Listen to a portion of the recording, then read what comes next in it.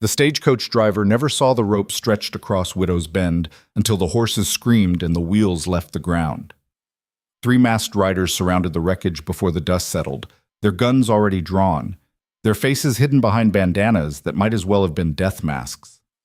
Inside the coach, a terrified banker clutched a leather satchel containing $12,000 in gold certificates, money that would never reach the territorial capital. Another robbery. Another victory for the shadows controlling Red Vale. And in a dusty saloon 3 miles away, a quiet stranger named Cole Mercer heard the distant gunshots and set down his whiskey glass with deliberate calm. If you're watching from anywhere in the world, drop your city in the comments below. I want to see how far this story travels. Hit that like button and let's ride this trail together all the way to the end. The afternoon sun beat down on Red Vale with the kind of relentless heat that made men mean and horses skittish. Cole Mercer stood at the window of the Silver Spur Saloon, watching the main street through glass so dust-covered it turned the world outside into a sepia-toned photograph. Behind him, the usual afternoon crowd muttered over cards and rot-gut whiskey, their conversations forming a low rumble that revealed more than any town newspaper ever could. "Third stagecoach in 2 months," someone said, voice tight with frustration. "Marshal won't do nothing about it." "Can't do nothing," another voice corrected. "Crow's got half the law in his pocket and the other half too scared to breathe wrong." Cole didn't turn around, but his reflection in the window showed a man who'd heard every word. He was lean in the way of men who'd spent years in the saddle, with sun-weathered skin and eyes the color of creek water after a storm. His gun sat easy on his hip, the leather of his holster worn smooth from use but meticulously maintained. Everything about him suggested a man passing through, except for the way his gaze tracked every movement on the street with the focus of a hawk watching a field mouse. The saloon doors swung open, and Sheriff Tom Garrett stepped inside, his tin star catching what little light filtered through the grimy windows. He was a good man gone gray at the temples from carrying burdens he couldn't put down. His shoulders stooped under the weight of compromises that had seemed necessary at the time. "Afternoon, Sheriff," the bartender called out, already reaching for a bottle. Garrett waved him off. "Not today, Frank. Got another mess to clean up out on the North Road." "The stagecoach?" someone asked. "What's left of it?" Garrett's voice carried the exhaustion of a man who'd stopped hoping for change. "Driver's got a broken arm. Guard took a bullet in the shoulder. They made off with everything." Cole finally turned from the window, his movement slow and deliberate. "Anyone get a look at them?" The sheriff's eyes found him, sizing up this stranger who'd ridden into town 3 days ago and hadn't explained himself yet. "You're new here, friend. These robberies ain't your concern." "Maybe not," Cole said mildly, "but I had business on that coach. Personal effects I was expecting." It was a lie, delivered with such casual confidence that even Cole almost believed it himself. He perfected the art of half-truths during his years working undercover, learning that the best covers were built on foundations of believable fiction. Garrett studied him for a long moment. "Well, your personal effects are halfway to Mexico by now, I reckon. These boys know what they're doing." "Seems to me," Cole said, moving away from the window with the kind of easy grace that made men instinctively aware of how fast he could probably move if he needed to, "that somebody around here must know something. 3 robberies don't happen without somebody talking, somebody noticing patterns." The room went quiet. Frank the bartender suddenly became very interested in polishing a glass that was already clean. The card players found their hands fascinating. "That kind of talk can get a man hurt in Red Vale," a voice said from the corner. Cole turned to find a heavy-set man in an expensive suit watching him with eyes like chips of coal. Wade Harper, if Cole's intelligence was correct, Silas Crow's right hand and the man who did the dirty work the rancher couldn't be seen doing himself. "Just making conversation," Cole said easily. "No offense meant." "None taken." Harper's smile didn't reach his eyes. "But you might want to choose your conversations more carefully. Red Vale's got a way of teaching lessons to folks who ask too many questions." The threat hung in the air like gun smoke. Cole met Harper's gaze and held it just long enough to show he wasn't intimidated, then turned back to the bar as if the exchange had been nothing more than a discussion about the weather. Sheriff Garrett cleared his throat. "I'll be heading out to see to the wounded. Frank, you send word if anybody remembers seeing anything unusual this morning." "Sure thing, Sheriff. Frank said, though everyone in the room knew no one would remember a damn thing. As Garrett left, Cole caught his reflection in the mirror behind the bar. He'd been in Red Vale less than a week, but already he could feel the town's sickness seeping into his bones. Fear had a smell to it, acrid and unmistakable, and it permeated every building, every conversation, every sideways glance exchanged between neighbors who no longer trusted each other. He'd seen it before in other towns, other territories where one man or one gang had managed to corrupt the normal flow of frontier justice. But Red Vale was different. The rot here ran deeper, the corruption more sophisticated. Silas Crow wasn't just a cattle baron with delusions of empire. He was a strategist, a man who understood that real power came not from fear alone, but from making people dependent on you, making them believe they needed the very thing that was strangling them. Cole had spent 6 months tracking Crow's operation from Denver, following a trail of stolen gold, murdered witnesses, and carefully maintained respectability that stretched across 3 territories. The federal marshal's office had sent 2 agents before him. One had disappeared entirely. The other had been found in a ravine with a broken neck. The locals had ruled an unfortunate riding accident. Cole didn't plan on being number 3. He was still nursing his whiskey when the commotion started outside.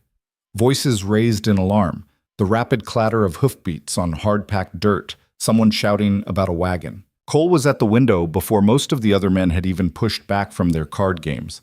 A buckboard careened down the main street, the horses wild-eyed and foaming at the mouth. The driver slumped over the reins with blood darkening his shirt. In the back of the wagon, a young woman fought to control the panicked team while simultaneously trying to keep the unconscious driver from tumbling off the seat. Cole was through the saloon doors and into the street before conscious thought caught up with instinct. The wagon was bearing down on a group of children playing in the dust, their mothers screaming warnings they were too slow to heed. He had perhaps 3 seconds to make a choice. He ran straight into the street, arms wide, knowing that the horses would either stop or trample him, and that either way the children would have time to scatter. The lead horse reared, eyes rolling white, hooves pawing the air inches from Cole's head. He grabbed the bridle, using the horse's own momentum to pull himself up and alongside the panicked animal, talking low and steady in a voice that somehow cut through the creature's terror. "Easy now, easy. Nobody's gonna hurt you. That's it. Settle down." The horses slowed from a gallop to a canter to a rough trot, their sides heaving. Cole kept his grip on the bridle, letting the animals feel a steady hand, a calm presence. Behind him, he was vaguely aware of the townspeople gathering, of voices raised in wonder and relief, but his focus stayed locked on the horses until they finally stopped, shaking but manageable. Only then did he look up at the woman in the wagon bed. Clara Hale met his eyes with a gaze that held no gratitude, no feminine weakness, no relief at being rescued. What he saw instead was fury, pure, righteous anger that made her hazel eyes flash like sunlight on creek water. Her dark hair had come loose from its pins, falling in waves around a face that was more handsome than pretty, all strong bones and determined chin. Dust and blood stained her riding dress, but she sat straight-backed and proud, one hand still gripping the reins, the other pressed against the injured driver's shoulder to keep pressure on his wound. "About time someone with sense showed up," she said, her voice cutting through the murmur of the gathering crowd. "Get Doc Morrison. This man's been shot." Cole glanced at the driver and saw the telltale powder burns around the wound, the way the blood flowed steady but not arterial. "Looks like it happened a while ago. Where were you coming from?" "The North Road," Clara said, climbing down from the wagon with no assistance, her movements quick and efficient despite her skirts. "We passed the wrecked stagecoach about 5 miles out. These men," she gestured to the wounded driver, "they work for my uncle. They were checking on the damage when riders came back. They shot first and didn't bother with questions." Sheriff Garrett was pushing through the crowd now, his face grim. "How many riders, Miss Hale?" "3 that I saw. Masked, well-armed, and they knew exactly where to set up their ambush." Clara's jaw tightened. "This isn't random violence anymore, Sheriff. This is deliberate terror." "Now, Clara." "Don't now Clara me, Tom Garrett. You've been saying wait and see, and let's not rush to judgment while this town bleeds. My uncle's drivers are being shot at, honest travelers are being robbed, and you stand there with your hands in your pockets wondering what to do about it." The crowd had grown larger, drawn by the excitement and by Clara Hale's willingness to say what most of them only dared to whisper. Cole saw Wade Harper at the edge of the gathering, his expression unreadable, his presence a reminder that everything said here would be reported back to Silas Crow. "Miss Hale," Cole said quietly, drawing her attention, "your driver needs Doc Morrison more than he needs an audience to his suffering." Clara's eyes snapped to him, ready to redirect her anger at this stranger who dared interrupt her, but something in his expression checked her. She saw past the dusty trail clothes and the tied-down gun to the man underneath, someone who'd stepped into danger without hesitation, who'd risked his life for children he didn't know, and who now stood calm and steady while the whole town watched and waited. "You're right," she said, her voice losing some of its sharp edge. "Help me get him to the doctor's office." Together they lifted the wounded driver, Cole taking most of the man's weight with an ease that spoke of considerable strength hidden beneath his lean frame. Doc Morrison's office was 3 buildings down, and the crowd parted to let them through, everyone suddenly finding reasons to follow along, or at least watch from doorways.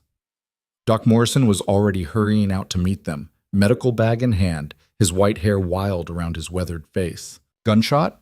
"Clean through the shoulder," Clara said. "Bleeding's mostly stopped, but he's lost a fair amount." "Get him inside on the table. Clara, I'll need you to assist. You there?" Morrison gestured to Cole. "You can wait outside." But Clara was already shaking her head. "He stays. I've got questions for him once we're done here." Cole raised an eyebrow but said nothing, following them into the doctor's office and helping transfer the driver to the examination table. Morrison worked with the practiced efficiency of a man who'd patched up too many bullet wounds to count, his hands steady as he cut away the bloody shirt and began cleaning the wound. "You did good work keeping pressure on this," Morrison said to Clara. "Another hour of bouncing around in that wagon, and he might have bled out." "Wasn't trying to bounce around," Clara said tartly. "Those horses were spooked half to death." "By the shooting?" Morrison asked. "By something." Clara frowned, her hands busy helping the doctor without being asked, clearly experienced at this kind of emergency care. "They bolted before the riders even got close, like they'd been startled by something else entirely." Cole filed that detail away, his mind already working through possibilities. "Where exactly did this happen?" "About 2 miles past the fork where the North Road splits toward the mining camps," Clara said. "Right near that old stand of cottonwoods. The same general area as the stagecoach robbery," Cole noted. "Someone was controlling a stretch of road, making it their hunting ground. That suggested either boldness or desperation, or both." Morrison worked in silence for several minutes, extracting fabric from the wound, checking for bone fragments, finally stitching with neat, precise sutures that drew the torn flesh back together. The driver, a man named Ben Russell, according to Clara, remained unconscious throughout, his breathing steady enough to suggest he'd make it. "He'll live," Morrison pronounced finally, washing his hands in a basin of water that turned pink with blood. "Needs rest and no excitement. Clara, I'm keeping him here for observation. You can tell your uncle I'll send word when he's ready to be moved." "I'll tell him myself," Clara said. "I need to get back to the ranch anyway before he sends half the crew out looking for me." She turned to Cole, who'd remained a silent presence throughout the entire procedure. "You have a name, stranger?" "Cole Mercer." "Well, Mr. Mercer, I owe you thanks for stopping those horses. The children you saved, one of them is the mayor's grandson." "Didn't do it for gratitude," Cole said simply. "No, I don't imagine you did." Clara studied him with the same direct gaze she'd used to face down the sheriff. "But you'll have it anyway, along with an invitation. My Uncle Silas throws a gathering every month for the town's business owners and respectable families. It's tomorrow night. You should come." Cole kept his expression neutral, but inside his pulse quickened. An invitation to Silas Crow's ranch was exactly the opportunity he'd been waiting for, a chance to see the man's operation up close, to observe who came and went, to start mapping the network of corruption that kept Red Vale under Crow's thumb. "I'm just passing through," he said, maintaining his cover. "Not much for fancy gatherings." "Neither am I," Clara said with a slight smile. "But they're useful for taking the measure of people. You strike me as someone who might appreciate that." Their eyes met, and for a moment Cole saw something shift in her expression. A flicker of recognition, as if she sensed that he was more than he appeared to be, even if she couldn't quite name what that something more was. I'll consider it, he said. You do that, come or don't, but the offer stands. Clara nodded to Doc Morrison. Send me the bill for Ben's treatment. My uncle will cover it. Already planning to, Morrison said dryly. Your uncle's generosity with medical expenses is one of his more admirable qualities. Claire's expression tightened almost imperceptibly at that, but she said nothing, just gathered her skirts and headed for the door. Cole followed her outside where the crowd had finally dispersed, leaving only the buckboard with its nervous horses and the blood-stained seat as evidence of what had transpired. You need help getting back to your uncle's ranch? Cole asked. I've been handling horses since before I could walk, Mr. Mercer. I'll manage. But Clara hesitated, one hand on the wagon's edge, her back to him. Can I ask you something? You can ask. When you ran into the street to stop those horses, did you think about what would happen if they didn't stop? Yes. And you did it anyway. It wasn't a question, but Cole answered it anyway. The children needed time to run. Clara turned to face him, and in the slanting afternoon light, he saw something in her expression that was equal parts respect and sadness. You're either the bravest man I've met or the most foolish. I haven't decided which yet. Most things worth doing look foolish right up until they work, Cole said. She smiled at that, a real smile that transformed her face from handsome to genuinely beautiful. Maybe you're right, or maybe you're just lucky. She climbed onto the wagon seat, gathering the reins with practiced ease.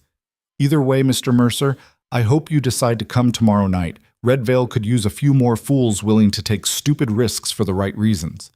She snapped the reins and the wagon rolled forward, leaving Cole standing in the dusty street watching her go. He waited until she'd turned the corner toward the north road before allowing himself a small smile. Clara Hale was going to be either a powerful ally or a significant complication, possibly both. The sun was sinking toward the western mountains when Cole finally made his way to the boarding house where he'd taken a room. Mrs. Patterson, the proprietor, was a widow woman with sharp eyes and a sharper tongue who'd survived 3 husbands and a Comanche raid and wasn't impressed by much. You're the talk of the town, she said when he walked in, not bothering with pleasantries, stopping runaway horses, getting invited to Silas Crow's gathering, making quite a name for yourself for someone who's supposed to be just passing through. Didn't mean to cause a stir, Cole said mildly. Never do they? Mrs. Patterson fixed him with a look that suggested she'd sized up more than her share of drifters and gunslingers. You planning to stay in Red Vale long, Mr. Mercer? Depends on how the cards fall. She handed him his room key. Well, while you're deciding, you might want to know that Wade Harper was asking about you. Wanted to know where you came from, where you're headed, what business you might have in Red Vale. Cole's expression didn't change, but his hand tightened slightly on the key. What'd you tell him? Told him you paid in advance, kept to yourself, and that's all the information he was entitled to from me. This is a boarding house, not an intelligence office. She paused. Of course, that won't stop him from finding other ways to learn what he wants to know. I appreciate the warning. Wasn't a warning, just stating facts. Mrs. Patterson turned back to her ledger. Supper's at 6. Don't be late or you'll get the scraps. Cole climbed the narrow stairs to his second-floor room, his mind already working through the implications of Harper's interest. He'd been careful, covered his tracks, maintained his cover as a drifter looking for work and maybe a good card game. But careful only went so far in a town where Silas Crow had eyes everywhere. His room was small but clean, with a bed, a washstand, and a window that overlooked the alley behind the boarding house. Cole locked the door and moved the washstand in front of it. Not enough to stop a determined intruder, but enough to make noise and buy him a few precious seconds. Then he pulled the loose floorboard under the bed and retrieved the oilskin-wrapped package he'd hidden there his first night in town. Inside were his credentials, a federal marshal's badge and papers signed by the territorial governor authorizing him to investigate criminal activities in Red Vale and surrounding territories. Also in the package was a detailed map he'd been building, marking the locations of the stagecoach robberies, the routes the stolen gold might have taken, the properties Crow owned or controlled, and the people in town who seemed to be in the rancher's pocket. Cole spread the map on the bed and added new information: the location of today's attack on Ben Russell, the proximity to the other robberies, the pattern that was starting to emerge. Whoever was hitting these stagecoaches wasn't working randomly. They knew schedules, routes, timing. That meant someone on the inside, someone with access to shipping manifests and passenger lists. A name jumped out at him from his notes. Thomas Brennan, clerk at the freight office and cousin to Wade Harper. Cole had noted him during his first day in town, watched how the man moved between the freight office, the bank, and frequent meetings with Harper at the Silver Spur. If Cole needed someone to trace, Brennan was a good starting point. But first, he needed to attend Silas Crow's gathering. Needed to see the man in his element, surrounded by his allies and sycophants, playing the benevolent cattle baron while his men terrorized the countryside. Clara's invitation was a stroke of luck Cole couldn't afford to waste. He rewrapped the package and returned it to its hiding place, then lay back on the bed and stared at the ceiling, listening to the sounds of Red Vale settling into evening.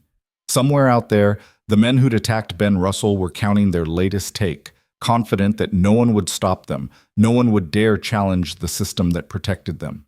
And Silas Crow was probably sitting in his ranch house, surrounded by wealth built on fear and blood, believing himself untouchable. Cole had news for both of them. The next morning broke clear and hot, the kind of day that made metal burn to the touch, and sensible people stayed in the shade. Cole spent the morning doing exactly what a drifter would do, wandering the town, stopping in at the general store, playing a few hands of cards at the Silver Spur, chatting casually with whoever would talk to him. But underneath the casual behavior, he was gathering intelligence. He learned that the freight clerk, Thomas Brennan, had recently bought himself a new horse, a purchase that seemed extravagant on a clerk's salary. He heard whispers about a mine north of town that Silas Crow wanted to buy, some played-out claim that shouldn't be worth the effort, except Crow kept raising his offer. And he observed the pattern of who deferred to whom, who avoided whose eyes, who spoke freely and who chose their words with the care of people who knew they were being watched. By afternoon, Cole had a clearer picture of Red Vale's power structure. Crow sat at the top, surrounded by Wade Harper and a core group of enforcers who did the dirty work. Below them was a network of business owners and officials who'd been either bought, intimidated, or compromised into cooperation. Sheriff Garrett fell into this category. A good man broken by bad choices, wanting to do right but paralyzed by fear and complicity. And spread throughout the town were ordinary people who'd learned to keep their heads down and their mouths shut, hoping that if they didn't make trouble, trouble wouldn't find them. It was a system built on silence and fear, and it had been operating so long that it seemed natural now, just the way things were in Red Vale. Cole aimed to change that. As evening approached, he returned to the boarding house and changed into the one set of decent clothes he'd brought. Dark trousers, a clean white shirt, a vest that had seen better days but was still respectable. He strapped on his gun, knowing that showing up armed would send a message, but showing up without a weapon would send the wrong kind of message entirely. In Red Vale, a man without a gun was either a fool or someone who didn't plan to leave alive. Mrs. Patterson intercepted him at the bottom of the stairs. Heading out to Crow's place? Seems so. You know how to behave yourself at a fancy gathering? Cole smiled slightly. I'll manage. See that you do. And Mr. Mercer? She fixed him with that penetrating stare again. Whatever you're really doing in Red Vale, and don't bother denying you're doing something, you be careful. Silas Crow didn't get where he is by being stupid or careless. He's dangerous because he's smart. I'll keep that in mind. Cole walked to the livery stable where he'd boarded his horse, a rangy gray gelding with good wind and better sense. The stable boy had him saddled and ready, and Cole pressed an extra coin into the kid's hand before mounting up and heading north out of town. The Crow Ranch sat 5 miles outside Red Vale, sprawling across a valley that held some of the best grazing land in the territory. As Cole rode up the long approach, he could see why Crow had built his empire here. Water, grass, shelter from the worst weather, and a commanding view of anyone coming or going. The main house was a 2-story affair built of stone and timber that looked more like a fortress than a home, with outbuildings, corrals, and bunkhouses spreading out in all directions. Already other guests were arriving, men in suits and their wives in fancy dresses, buckboards and carriages stirring up dust on the evening air. Cole joined the procession, feeling distinctly underdressed, but not particularly caring. He wasn't here to fit in. A Mexican vaquero took his horse when he dismounted, and Cole followed the other guests up the wide stone steps to the front entrance. The door was opened by a stern-faced woman in black who directed everyone through to the back of the house. where a large covered patio overlooked gardens and a fountain that seemed almost obscene in its extravagance, given the drought conditions elsewhere in the territory. Cole accepted a glass of whiskey from a circulating servant and positioned himself where he could observe without being obvious about it. The gathering was already in full swing, with clusters of people engaged in conversations that were probably about cattle prices and water rights and all the mundane concerns of frontier business.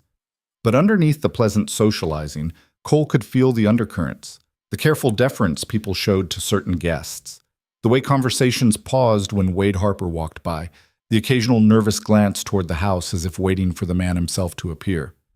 "Mr. Mercer." Cole turned to find Clara Hale approaching, wearing a dark green dress that suited her far better than the dusty riding clothes from yesterday. Her hair was pinned up properly now, revealing the elegant line of her neck and the determined set of her jaw. "Miss Hale, thank you again for the invitation. Thank you for accepting it. I wasn't sure you would." She studied his face with that same direct gaze that seemed to see more than most people. "How are you finding Red Vale's finest citizens?" "Nervous," Cole said honestly. Clara's lips curved in a slight smile. "Observant of you. They're always nervous at these gatherings, wondering if tonight's the night my uncle calls in one of his favors or makes an example of someone who's displeased him." "Your uncle sounds like a man who enjoys keeping people off balance." "My uncle believes that fear and respect are the same thing. They're not, but he's never learned the difference." Claire's expression tightened. "I should probably warn you. He knows you're here, and he'll want to meet you. He makes a point of knowing everyone who enters his orbit." "I look forward to it," Cole lied smoothly. Before Clara could respond, a ripple went through the crowd, conversations pausing and resuming with forced casualness as a tall figure emerged from the house. Silas Crow was everything Cole had expected, and somehow more. A man in his late 50s with iron-gray hair and the kind of presence that commanded attention without requiring him to raise his voice. He wore his wealth comfortably, from his tailored suit to the gold watch chain across his vest, but there was nothing soft about him. This was a man who'd built an empire through ruthlessness and cunning, and who would defend it with the same qualities. Their eyes met across the patio, and Cole felt the full weight of Crow's attention focus on him like a rifle finding its target. "Mr. Mercer," Crow said, crossing the space between them with the easy confidence of a man on his own territory. "I've been hearing interesting things about you." "Nothing too interesting, I hope," Cole said, extending his hand.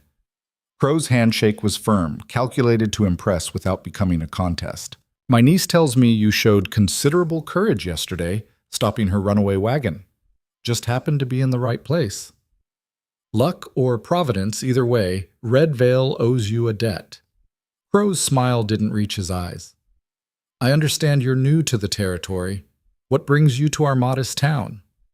And there it was, the question wrapped in politeness, the probe disguised as casual interest. Cole had prepared for this moment, built his cover story carefully, but standing here face to face with Silas Crow, he understood that every word would be weighed, every hesitation noted. "Looking for opportunity?" Cole said.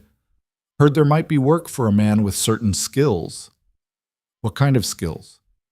"The kind that don't ask too many questions and get the job done." Crow's eyes gleamed with something that might have been appreciation or might have been calculation. "Direct. I like that. Most men dance around what they want, but you lay it out plain." "Life's too short for dancing," Cole said. "Indeed it is." Crow gestured around the patio. "You see all these people, Mr. Mercer? Good people, hard-working people, but soft. They've forgotten what it takes to build something worth having in this territory. They think civilization is just going to arrive one day like a train pulling into the station, bringing law and order and progress all tied up in a neat package. But you know better," Cole said, playing to the man's ego. "I know that civilization is built by men willing to do what needs doing, regardless of how it looks to people sitting in comfortable chairs back east." Crow's voice carried the conviction of a man who'd told himself this story so many times he believed it utterly. "Red Vale exists because I made it exist. The roads are safe, mostly because I patrol them. The cattle market thrives because I made deals that others were too timid to make. This town owes its prosperity to my vision and my strength." Cole nodded slowly, as if considering this, while his mind cataloged every word, every gesture, every reveal of the psychology that drove Silas Crow. This was a man who'd convinced himself he was Red Vale's savior, that his control was benevolent, that the fear he inspired was actually respect. It was a delusion, but a dangerous one, because Crow had built his entire identity around it. "Sounds like you've created something worth protecting," Cole said carefully. "Exactly." Crow clapped him on the shoulder with false bonhomie. "We should talk more, you and I. A man with your directness might have a place in my organization. Come see me tomorrow at my office in town. We'll discuss opportunities." It was a dismissal wrapped in an invitation, and Cole recognized it as such. "I appreciate that, Mr. Crow." Crow nodded and moved on to glad-hand other guests, leaving Cole standing with Clara, who'd observed the entire exchange with those watchful hazel eyes. "Well," she said quietly, "you just got recruited." "Seems so." "You planning to take him up on it?" Cole met her gaze steadily. "Depends on what the opportunity looks like." Clara was silent for a moment, and Cole could see her weighing something, making calculations of her own. Finally, she said, "Walk with me. There's something you should see." She led him away from the main gathering, through the gardens toward an overlook that provided a view of the valley stretching out below Crow's ranch. The sun was setting, painting the landscape in shades of amber and shadow, making everything look deceptively peaceful. "My uncle took me in when my parents died," Clara said, not looking at him. "I was 14. He gave me a home, an education, everything I needed, and in return, he expects absolute loyalty." "But you're not loyal to him." It wasn't a question, and Clara didn't treat it as one. "I'm loyal to what's right. There's a difference." She turned to face him. "You're not what you appear to be, Mr. Mercer. I don't know what you really are, but you're not just a drifter looking for work." Cole considered his options. Denying it would insult her intelligence. Confirming it would put them both at risk. "What makes you say that?" "The way you stopped those horses. The way you read people. The way you just handled my uncle. Agreeing without committing, playing interested without showing your hand." Claire's expression was serious. "I've watched a lot of men try to navigate my uncle's world. Most of them are either too scared to breathe wrong or too arrogant to see the trap until it closes. You're neither. Maybe I'm just careful. Maybe. Or maybe you're here for a reason that has nothing to do with finding work." She held up a hand before he could respond. "I'm not asking you to tell me. I'm just saying that if you're planning to move against my uncle, you should know what you're up against. He doesn't just control the law in Red Vale, he owns it. Sheriff Garrett, the mayor, half the town council. They're all either on his payroll or too compromised to act against him." "And yet you're telling me this," Cole said. "Why?"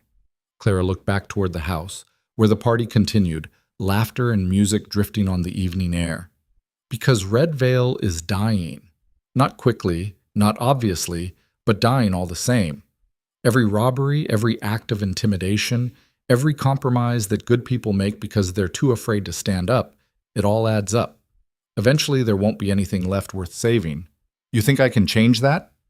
"I think you might try," Clara said. "And that's more than anyone else has done in a long time." Before Cole could respond, voices called from the patio. Dinner was being served. Clara composed her expression into something appropriate for a dutiful niece and started back toward the house. Cole followed, his mind racing with this unexpected development. Clara Hale was an ally. He hadn't been looking for one, hadn't planned for one, but here she was, offering information and insight that could prove invaluable. The question was whether he could trust her, whether this was genuine or some elaborate test orchestrated by her uncle. Cole filed it away as another variable to watch, another thread in the increasingly complex web he was trying to unravel. Dinner was an elaborate affair served in a dining room that could have hosted visiting dignitaries. Cole found himself seated between a nervous banker and the wife of the town's largest merchant, both of whom were clearly uncomfortable with the mysterious stranger in their midst. He made polite conversation, asked appropriate questions, and learned absolutely nothing useful, which was about what he expected. But he watched. Watched how Crow sat at the head of the table like a king holding court. Watched how Wade Harper, seated at his right hand, whispered occasionally in his ear. Watched the subtle dance of power and fear that played out in who spoke when, who deferred to whom, who met Crow's eyes, and who studied their plates as if the pattern in the china held secrets.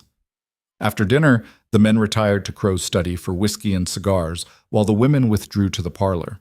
Cole accepted both, playing his role, listening more than talking as the conversation turned to business. Cattle prices, railroad expansion, the troubles with the stagecoach robberies. It's gotten bad enough that honest folks are afraid to travel, someone said. Bad for business, bad for the town's reputation. Sheriff Garrett needs to do more, another voice chimed in. Sheriff needs men, Crow said smoothly. Can't patrol every mile of road with the resources he has, which is why I've offered to supplement his efforts with my own security force. At what cost? Someone asked. At the cost of ensuring Red Vale remains a place where business can thrive, Crow said. Surely that's worth a modest increase in everyone's contribution to public safety. Translation. Crow wanted more money, more control, using the robberies as justification for expanding his private army. Cole sipped his whiskey and said nothing, but his mind was working furiously. If Crow was behind the robberies, and everything Cole had learned suggested he was, then this was a brilliant play. Create the problem, offer the solution, profit from both. The gathering broke up around 10, guests making their thanks and heading home in the cool night air. Cole retrieved his horse and joined the exodus, riding slowly enough to be unremarkable, his senses alert for any sign of trouble. In a man like Crow's world, invitations could be tests, and tests could turn deadly without warning. But the ride back to Red Vale was uneventful, and Cole made it to the boarding house without incident. Mrs. Patterson had left a lamp burning in the window, and Cole let himself in quietly, climbing the stairs to his room with the careful steps of a man who'd learned to move silently. He was reaching for his door when he noticed it. The thin strand of thread he'd left positioned just so between the door and the frame was broken. Someone had been in his room. Cole drew his gun in one smooth motion and eased the door open, every sense straining for sounds of an intruder. But the room was empty, exactly as he'd left it, except for one detail. On his bed lay a folded piece of paper. Cole checked the room thoroughly, under the bed, behind the washstand, in every shadow where a man could hide. Only when he was certain he was alone did he pick up the paper and unfold it. The message was written in a careful, educated hand. The mine Crow wants is on Willow Creek. Ask yourself why a played-out claim matters so much to a man who could buy 10 working mines without blinking. Sometimes the value isn't in what's underground. A friend. Cole read it twice, then held it to the lamp flame and watched it burn to ash. A friend. Clara? Possibly. Or someone else who'd noticed his interest in Crow's business and decided to point him in the right direction. Either way, it was information he couldn't ignore. He lay back on the bed fully dressed, his gun within easy reach, and stared at the ceiling while his mind raced through possibilities. Tomorrow he'd ride out to Willow Creek, see this mine for himself, figure out what made it worth Crow's persistent attention. But tonight, he needed rest, needed to be sharp for whatever came next. Because Cole Mercer knew from hard experience that in towns like Red Vale, things had a way of getting very complicated very quickly, and the only way to survive was to stay 3 moves ahead of everyone else. The question was whether 3 moves would be enough. Dawn came cold and gray to Red Vale, the kind of morning that promised heat later, but started with a chill that made horses stamp and men pull their collars tight. Cole was already dressed and moving by the time the first light touched the boarding house windows, his mind focused on the message that had been left in his room and the questions it raised. The Willow Creek mine sat about 8 miles northeast of town, according to the maps Cole had studied. It was old territory, worked over by prospectors in the early days, and abandoned when the easy gold played out. The fact that Silas Crow wanted it badly enough to keep raising his offer suggested there was something there beyond played-out claims and empty tunnels. Cole checked his gear with the thoroughness of a man who'd learned that survival often came down to small details. Extra ammunition, canteen full, matches wrapped in oilcloth, a good knife on his belt.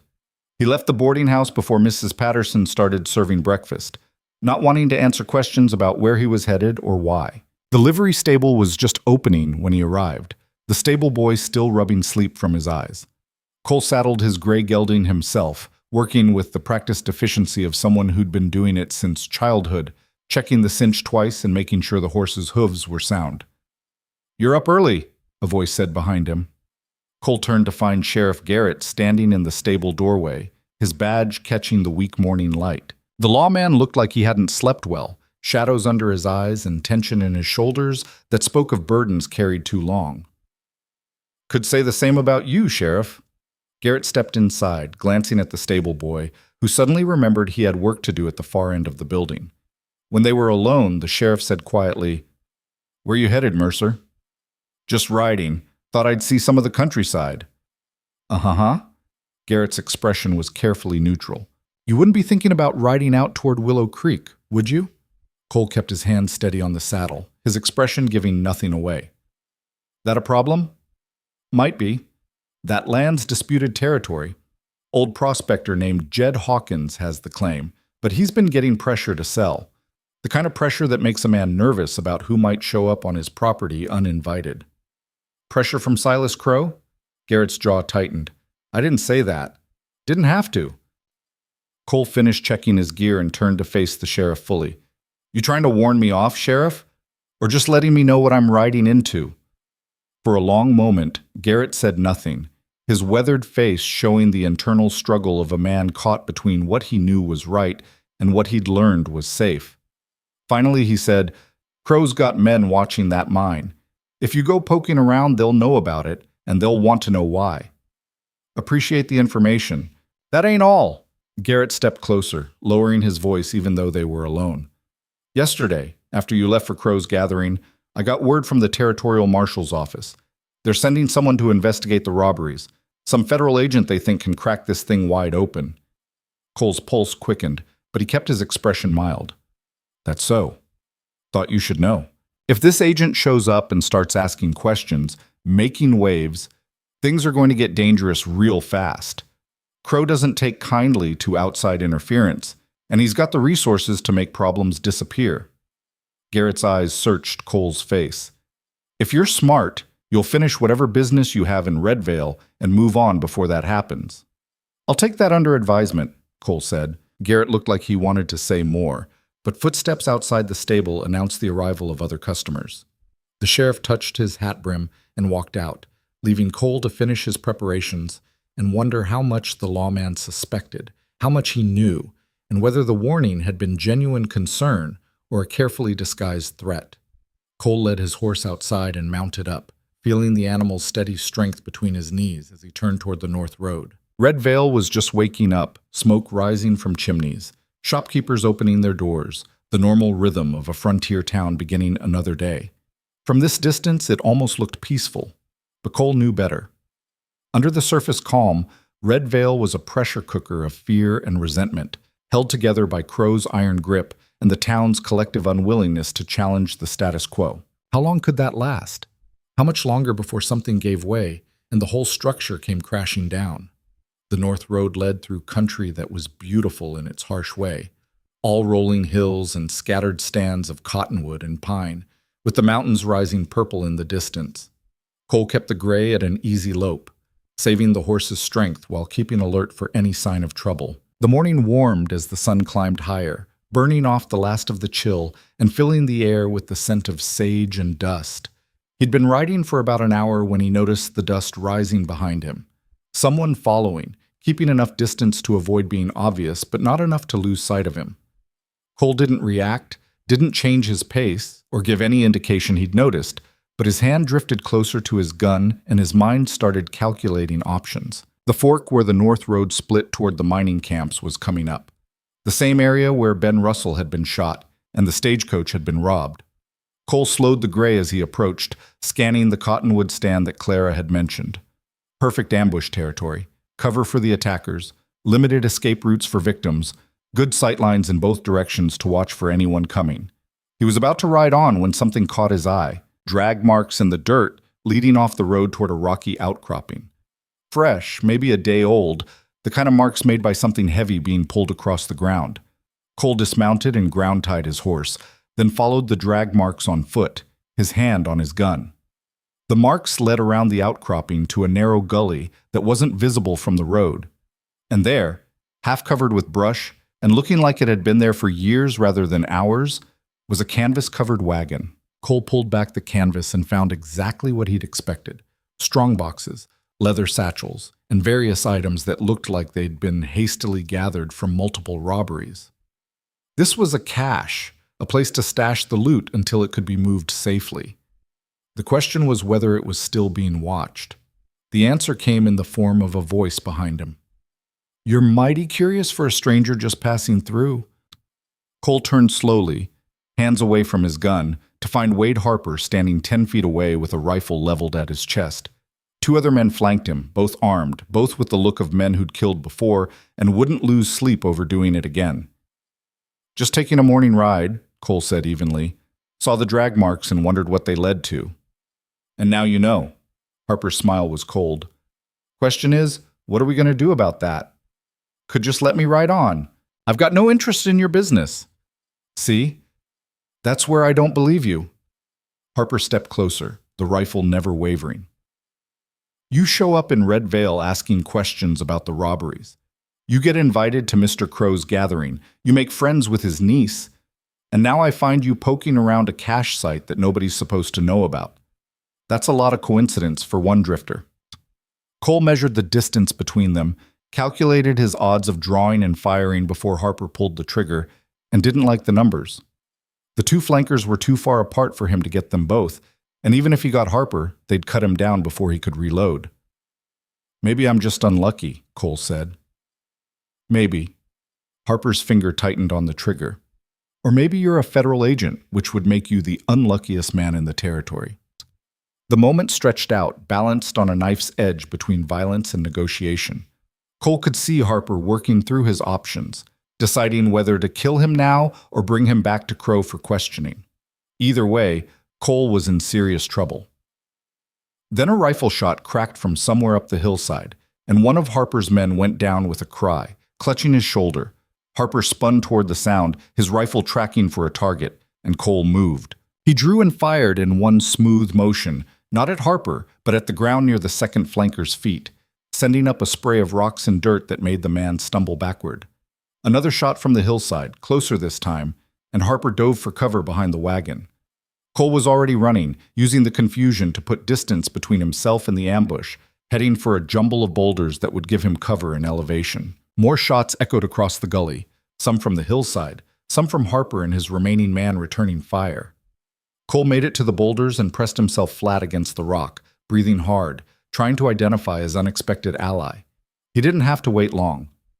A figure appeared above him on the hillside, silhouetted against the sky for just a moment before dropping into cover. Clara Hale, with a Winchester rifle and a grim expression that said she knew exactly how much trouble she'd just bought. "Stay down," she called to him. "I've got them pinned." "What the hell are you doing here?" Cole shouted back. "Saving your life, apparently. You're welcome."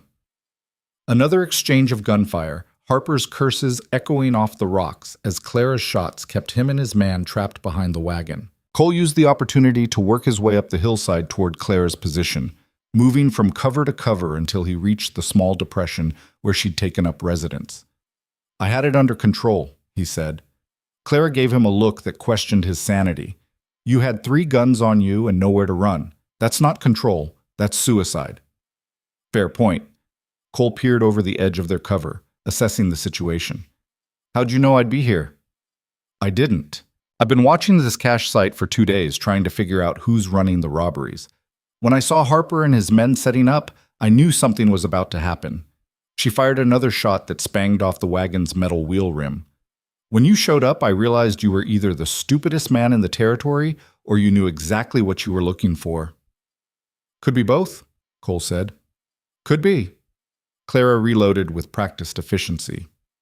"So which is it, Mr. Mercer? Stupid or informed?" Before Cole could answer, the sound of hoofbeats announced new arrivals. 3 more riders appeared on the road, drawn by the gunfire, and Cole's heart sank when he recognized them as more of Crow's men. The odds had just gotten significantly worse. "We need to move," he said. "They're going to flank us." "No argument here." Clara pointed to a narrow trail that led up and over the ridgeline. "There's an old prospector's cabin about a mile that way. We can make it if we move now." They pulled back from their position and ran, keeping low, using every bit of cover the terrain offered. Behind them, shouting voices and the sound of men organizing a pursuit. Cole and Clara reached the trail and started climbing, the slope steep enough to make their lungs burn and their legs ache. The cabin Clara had mentioned turned out to be more of a shack, barely standing, with a roof that had more holes than shingles. But it had 4 walls and a door that could be barricaded, which was more than they had on the open hillside. Cole and Clara threw themselves inside, just as the first of their pursuers reached the bottom of the trail. Clara immediately started piling furniture against the door, while Cole took up position at the window, his rifle ready. "This won't hold them long," he said. "Doesn't need to hold them long. Just needs to hold them until dark." Clara checked her ammunition and grimaced. "I've got maybe 20 rounds left. You?" "About the same." Cole studied the terrain outside, looking for approaches, weak points, anywhere the attackers might try to exploit. "They'll try to burn us out." "Probably, but that smoke will be visible for miles. Even Sheriff Garrett will have to respond to that. And Crow can't afford to have his men caught red-handed attacking people near a cache of stolen goods." It was sound reasoning, but it relied on Harper and his men thinking clearly rather than acting out of anger and wounded pride. Cole had seen men make stupid decisions before when their blood was up, and he didn't trust that Crow's crew would choose caution over vengeance. A voice called from outside, "Mercer, or whatever your real name is, you're surrounded and outnumbered. Come out now and we'll make it quick." Cole didn't bother answering. Talking would just give them a better idea of where he was positioned. "I know you can hear me," Harper shouted. "And I know you've got Crow's niece in there with you. That complicates things, but not as much as you'd think. Claire's been a problem for a while now, asking questions, poking her nose where it doesn't belong. Mr. Crow will be disappointed, but he'll understand that sometimes family becomes a liability." Clara's face went pale, but her hand stayed steady on her rifle. "He's bluffing," she said quietly. "My uncle wouldn't he?" Cole met her eyes.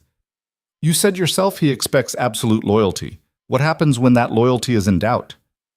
Clara swallowed hard but didn't answer.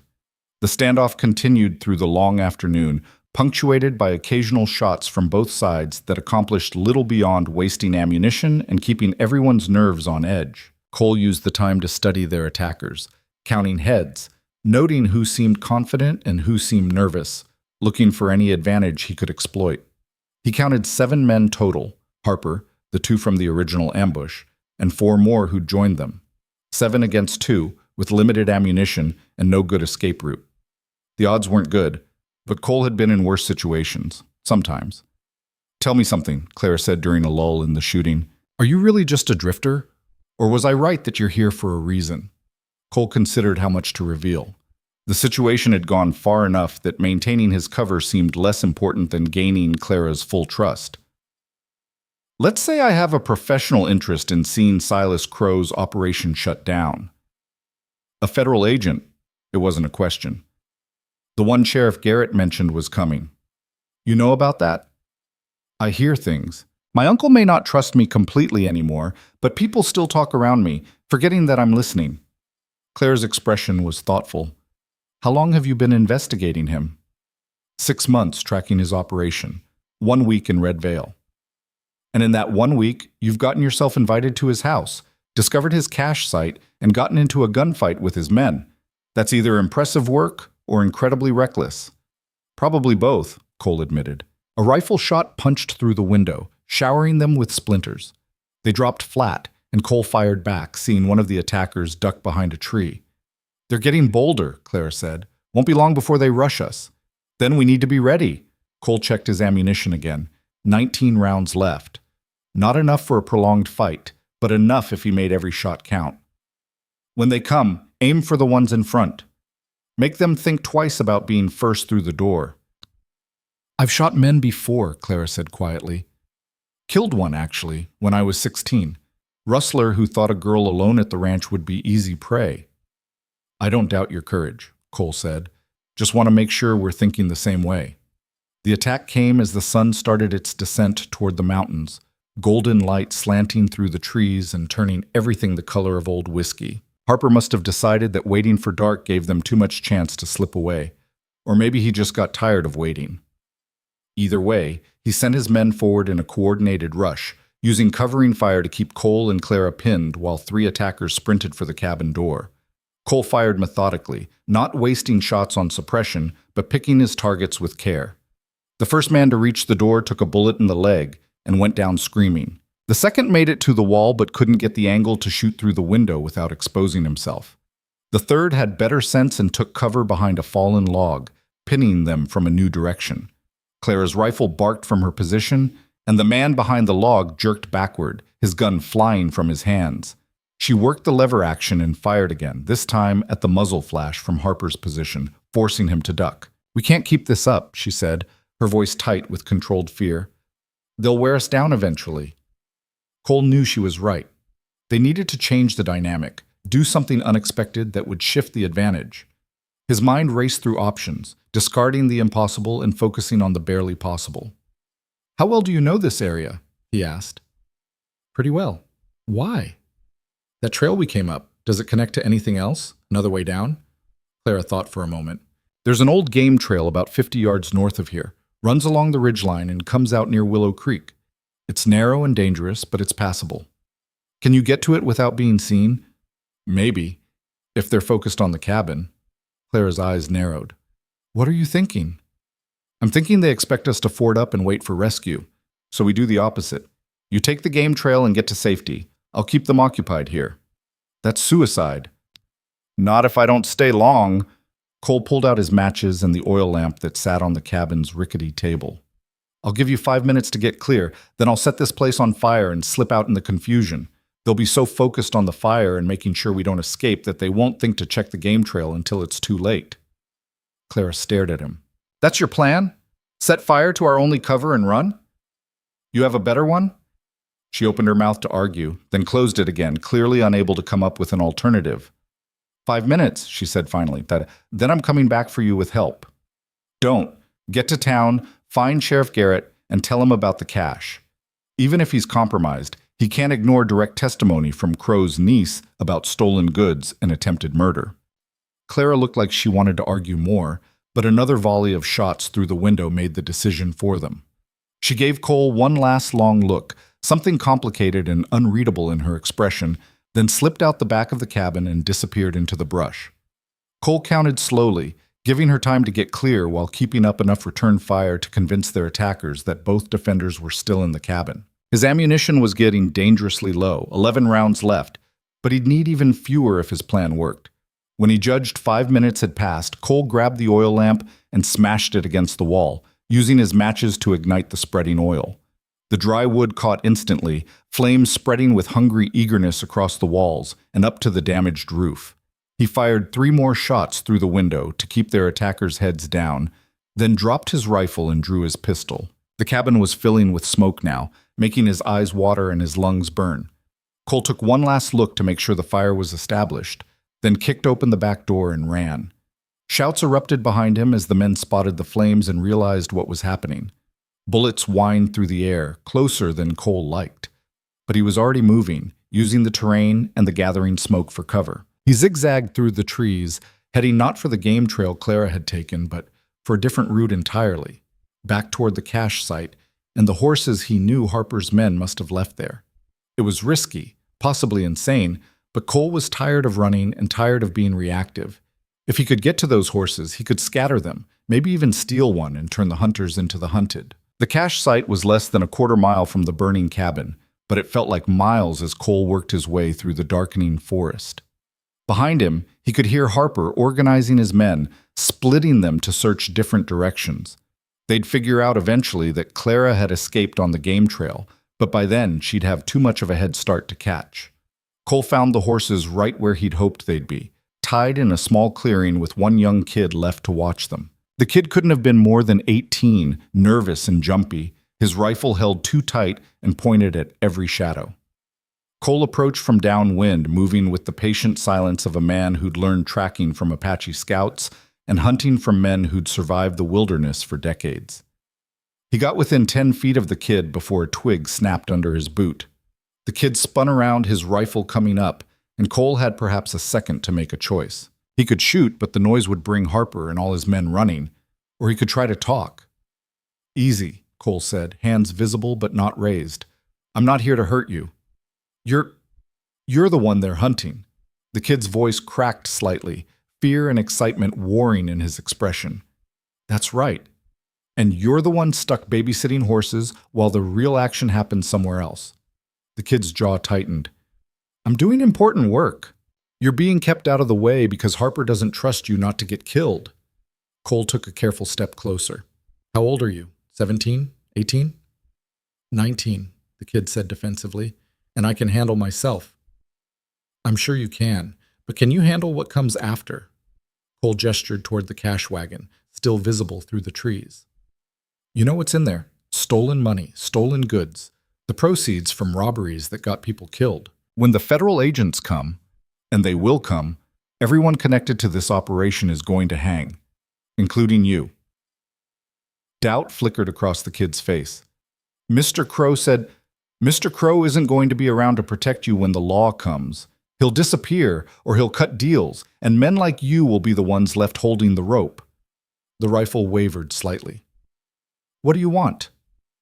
I want you to walk away. Turn around, head into town, and forget you ever worked for Silas Crow. You're young enough to start over. Make a better choice. For a long moment, the kid stood frozen, torn between the loyalty Crow had bought and the survival instinct Cole was appealing to. Then slowly, he lowered his rifle. If I let you go, Harper will kill me. Only if he catches you, and only if he lives long enough to try. Cole stepped closer, his voice dropping to an urgent whisper. This whole thing is about to come crashing down, kid. The robberies, the killings, all of it. You can be smart and get out now, or you can go down with the rest of them. Your choice. The kid stared at him for another heartbeat, then made his decision. He dropped the rifle, turned, and ran into the forest without looking back. Cole let out a breath he hadn't realized he was holding, then quickly moved to the horses. He didn't have time to scatter them all properly, so he settled for cutting them loose and firing his pistol into the air, sending them bolting in different directions. That would keep Harper's men busy for a while, trying to round up their transportation. He kept the best horse for himself, a sturdy bay mare with intelligent eyes and good conformation. As he swung into the saddle, he heard Harper's voice bellowing in the distance, furious and frustrated. Cole allowed himself a grim smile, then turned the mare toward Red Vale and put his heels to her flanks. The ride back to town was hard and fast, the mare responding gamely to his demands despite the rough terrain and failing light. Cole pushed her as much as he dared, knowing that every minute counted, that Harper would be organizing pursuit as soon as he could round up enough horses. Red Vale appeared in the distance just as full darkness fell, lamplight spilling from windows and doorways, the town settling into its evening rhythms. Cole slowed the mare to a walk as he entered the main street, not wanting to draw attention, his mind already working through what came next. He needed to find Clara, make sure she'd made it back safely. He needed to get word to the federal marshal's office about what he'd discovered, and he needed to do something about the cash before Crow could move it or destroy the evidence. But first, he needed to survive the next few hours. Cole left the stolen horse at the livery with a coin for the stable boy and instructions to keep quiet about where the animal came from. Then he made his way through the back streets to the boarding house, keeping to the shadows, watching for any sign of Crow's men. Mrs. Patterson met him at the back door, her expression grim. You look like you've been dragged through hell backward. Feels about right, Cole admitted. Is my room clear? Far as I know, but I'd be careful if I were you. There's been men asking about you. Wade Harper's men by the look of them. They still around? Left about an hour ago, but they'll be back. Mrs. Patterson's sharp eyes took in his disheveled state, the gun smoke on his clothes, the hard set of his jaw. Whatever you're mixed up in, Mr. Mercer, it's coming to a head. You might want to consider moving on while you still can. Appreciate the advice, Cole said, but I'm not going anywhere yet. He made it to his room without incident and immediately set about preparing for what he knew was coming. He cleaned and reloaded his weapons, checked his escape routes, and pulled out the oilskin package with his badge and papers. If things went bad tonight, he might need to reveal who he really was, use his federal authority to force Sheriff Garrett's hand. A soft knock on the door made him reach for his gun, but the voice that followed was Clara's. It's me. Let me in. Cole opened the door to find Clara standing in the hallway, still wearing her riding clothes, her hair wild and her face streaked with dust. She slipped inside quickly, and he closed the door behind her. You made it, he said. Obviously. Clara looked him over critically. You too. I wasn't sure you would. Takes more than Harper and his boys to put me down. Clara moved to the window, peering out at the street below. I went to Sheriff Garrett like you said. Told him everything. The cash, the attack, Harper's confession that they've been working for my uncle. He listened, wrote it all down, but he's not going to do anything, Cole finished. Not yet. He says he needs more evidence, needs to move carefully, can't just go accusing the most powerful man in the territory without being absolutely certain. Frustration tightened her voice. He's afraid, and I can't even blame him. My uncle destroys people who stand against him. Cole thought about the badge hidden in his room, the authority he could invoke, but he wasn't ready to play that card yet. Once Crow knew there was a federal agent in Red Vale, he'd either disappear or launch an all-out attack, and either option meant the chance for justice slipping away. There's another way, he said slowly. A way to force your uncle's hand, make him expose himself. Clara turned from the window. I'm listening. The mine on Willow Creek. Why does he want it so badly? What's there that makes it worth all this effort? I don't know. I've been trying to figure that out myself. Then we need to find out. Tonight. Before he can move the cash or clean up the evidence. Cole met her eyes. You willing to take one more risk? Clara's answer was immediate. What do you need me to do? The plan they hammered out over the next hour was dangerous, probably foolish, and relied on more luck than Cole was comfortable with. But it was also the only play they had that might bring Silas Crow's empire crashing down before he could consolidate his power or eliminate the evidence of his crimes. Clara would return to her uncle's ranch and attend the engagement celebration he was hosting that very night for the banker's daughter and the son of a wealthy cattle buyer from Denver.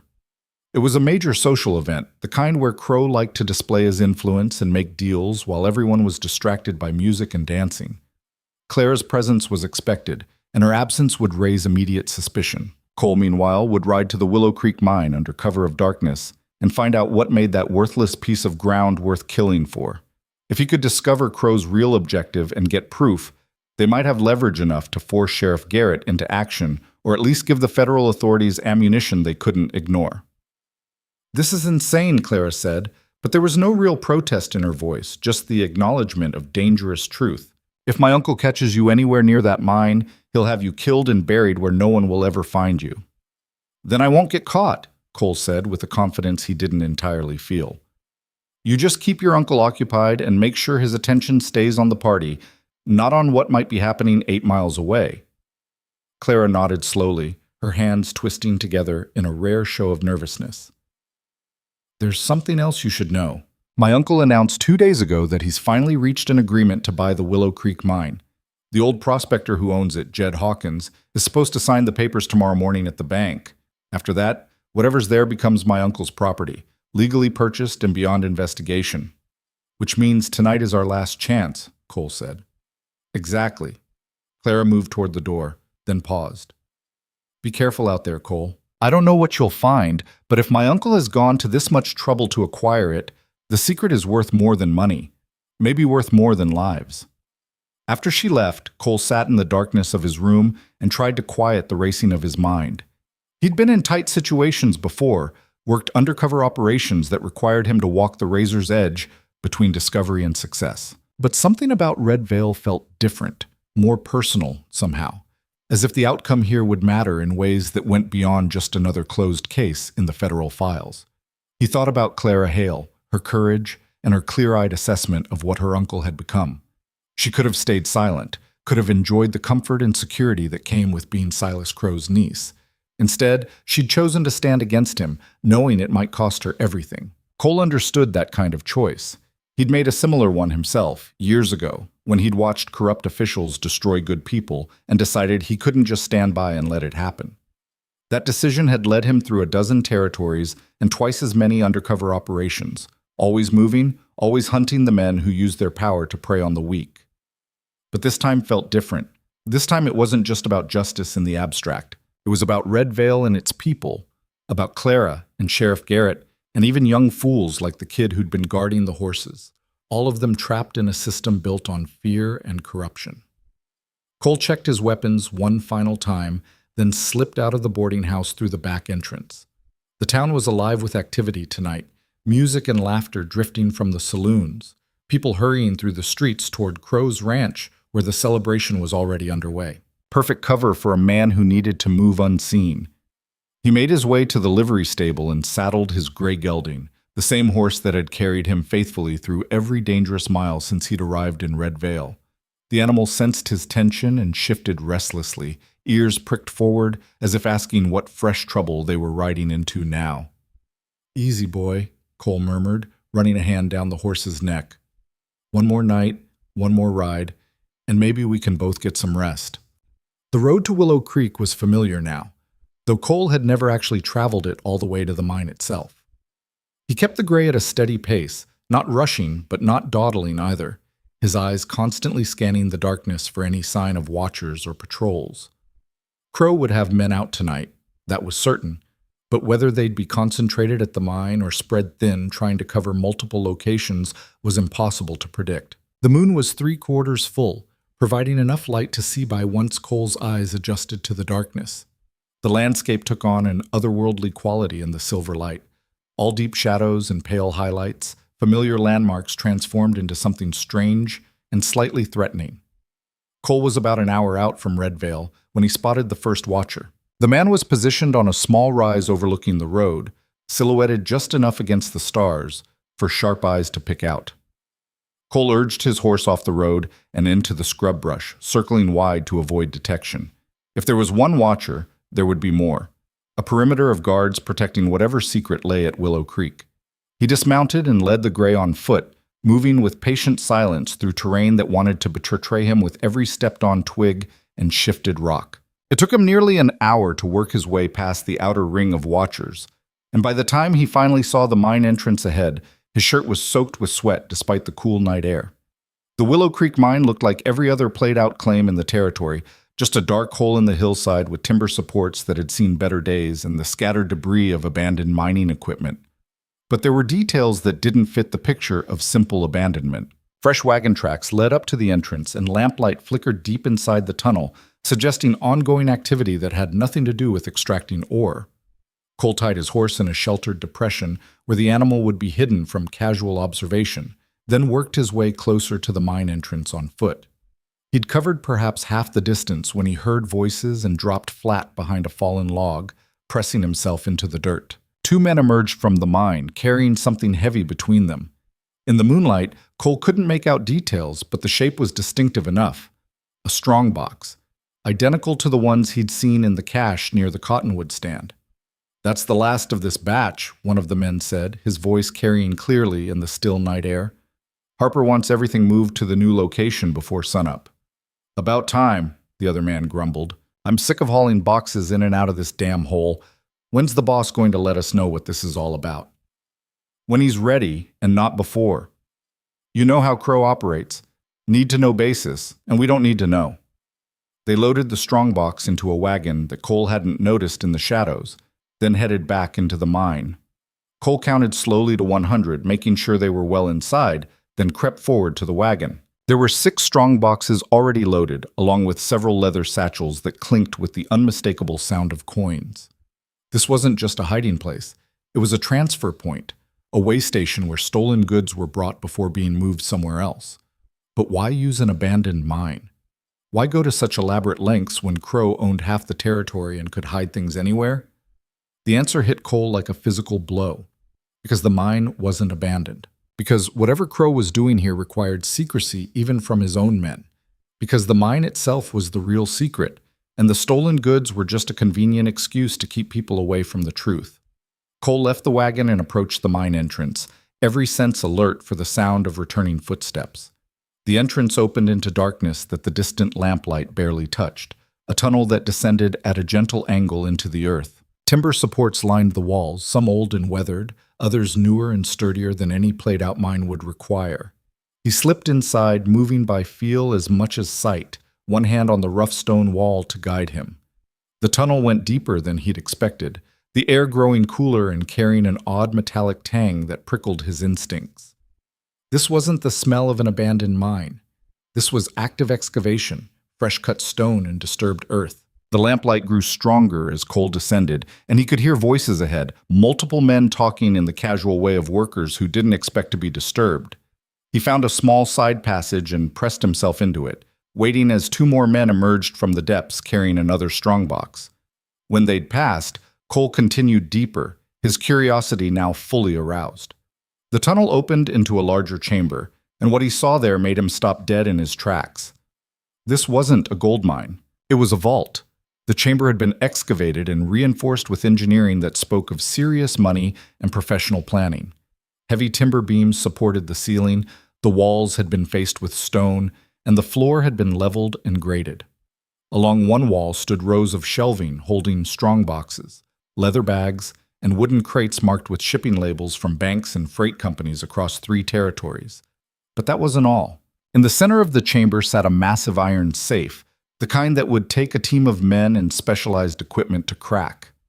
And scattered around it were papers, ledgers, and documents that even from a distance Cole could identify as the kind of records people killed to keep secret. This was Silas Crow's real treasure. Not gold from robberies, that was just a bonus, a way to fund his operations. This was a repository for everything he wanted hidden. Financial records that would prove his corruption, documents showing bribes paid and officials bought, evidence of crimes that stretched back years and involved people at the highest levels of territorial government.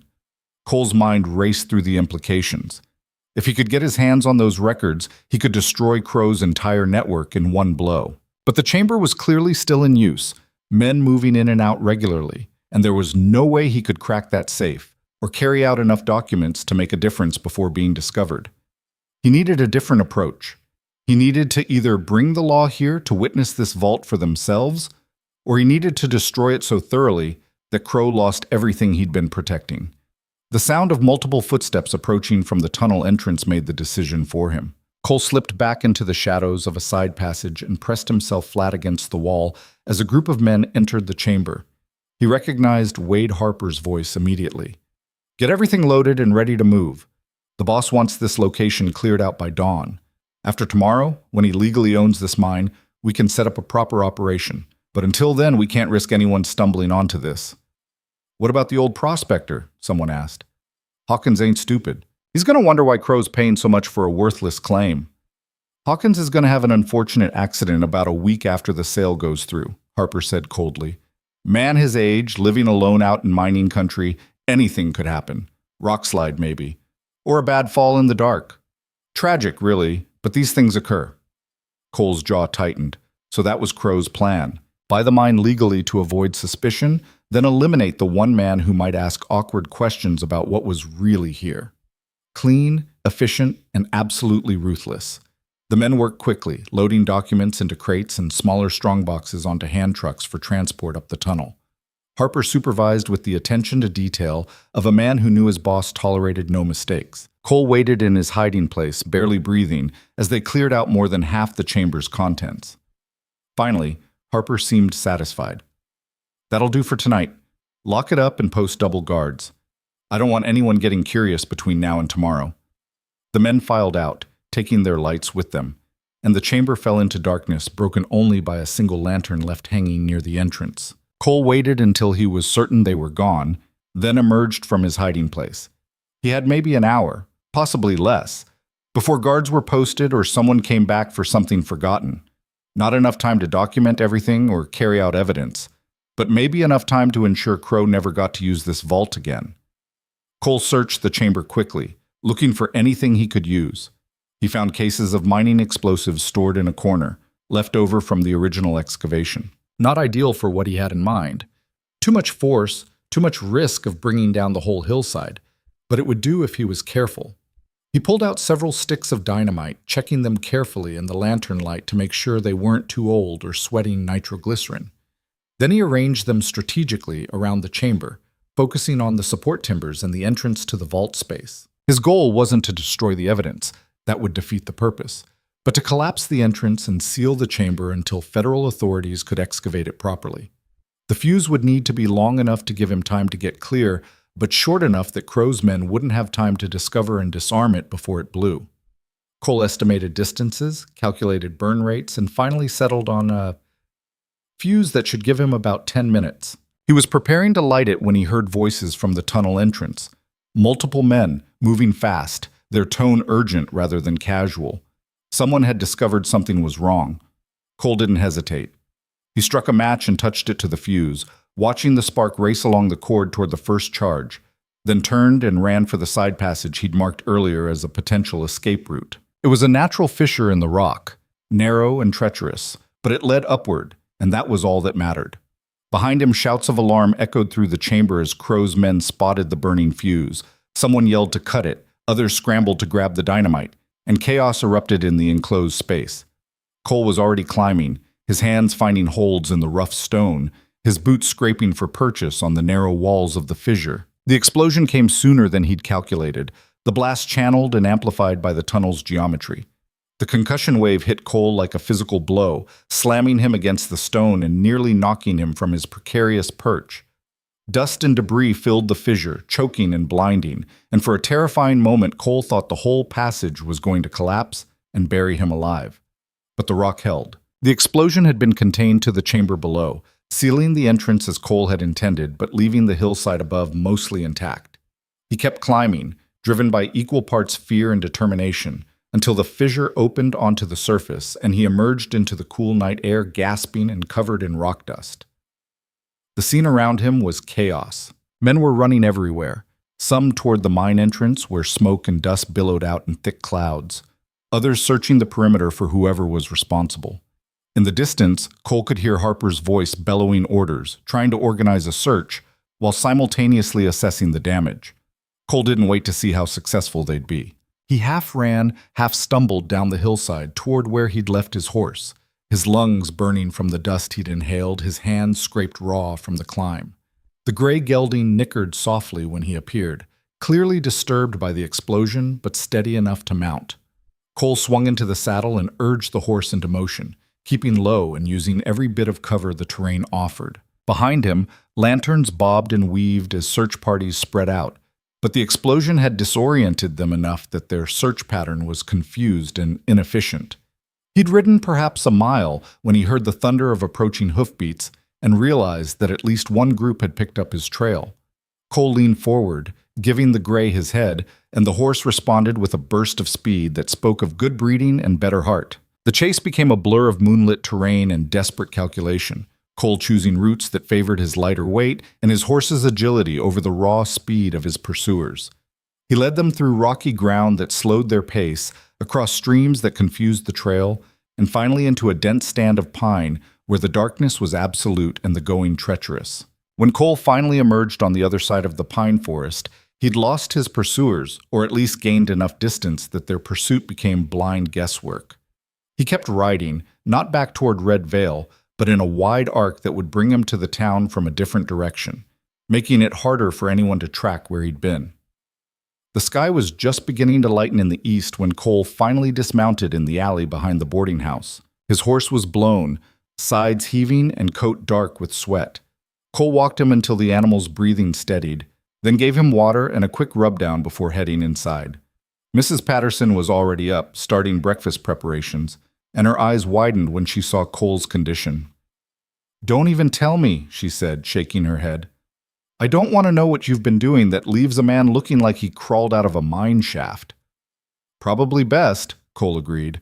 He made it to his room and collapsed on the bed, every muscle aching and his mind too wired to shut down despite his exhaustion. The night had been a partial success. He discovered Crow's vault and sealed it, preventing the rancher from moving or destroying evidence.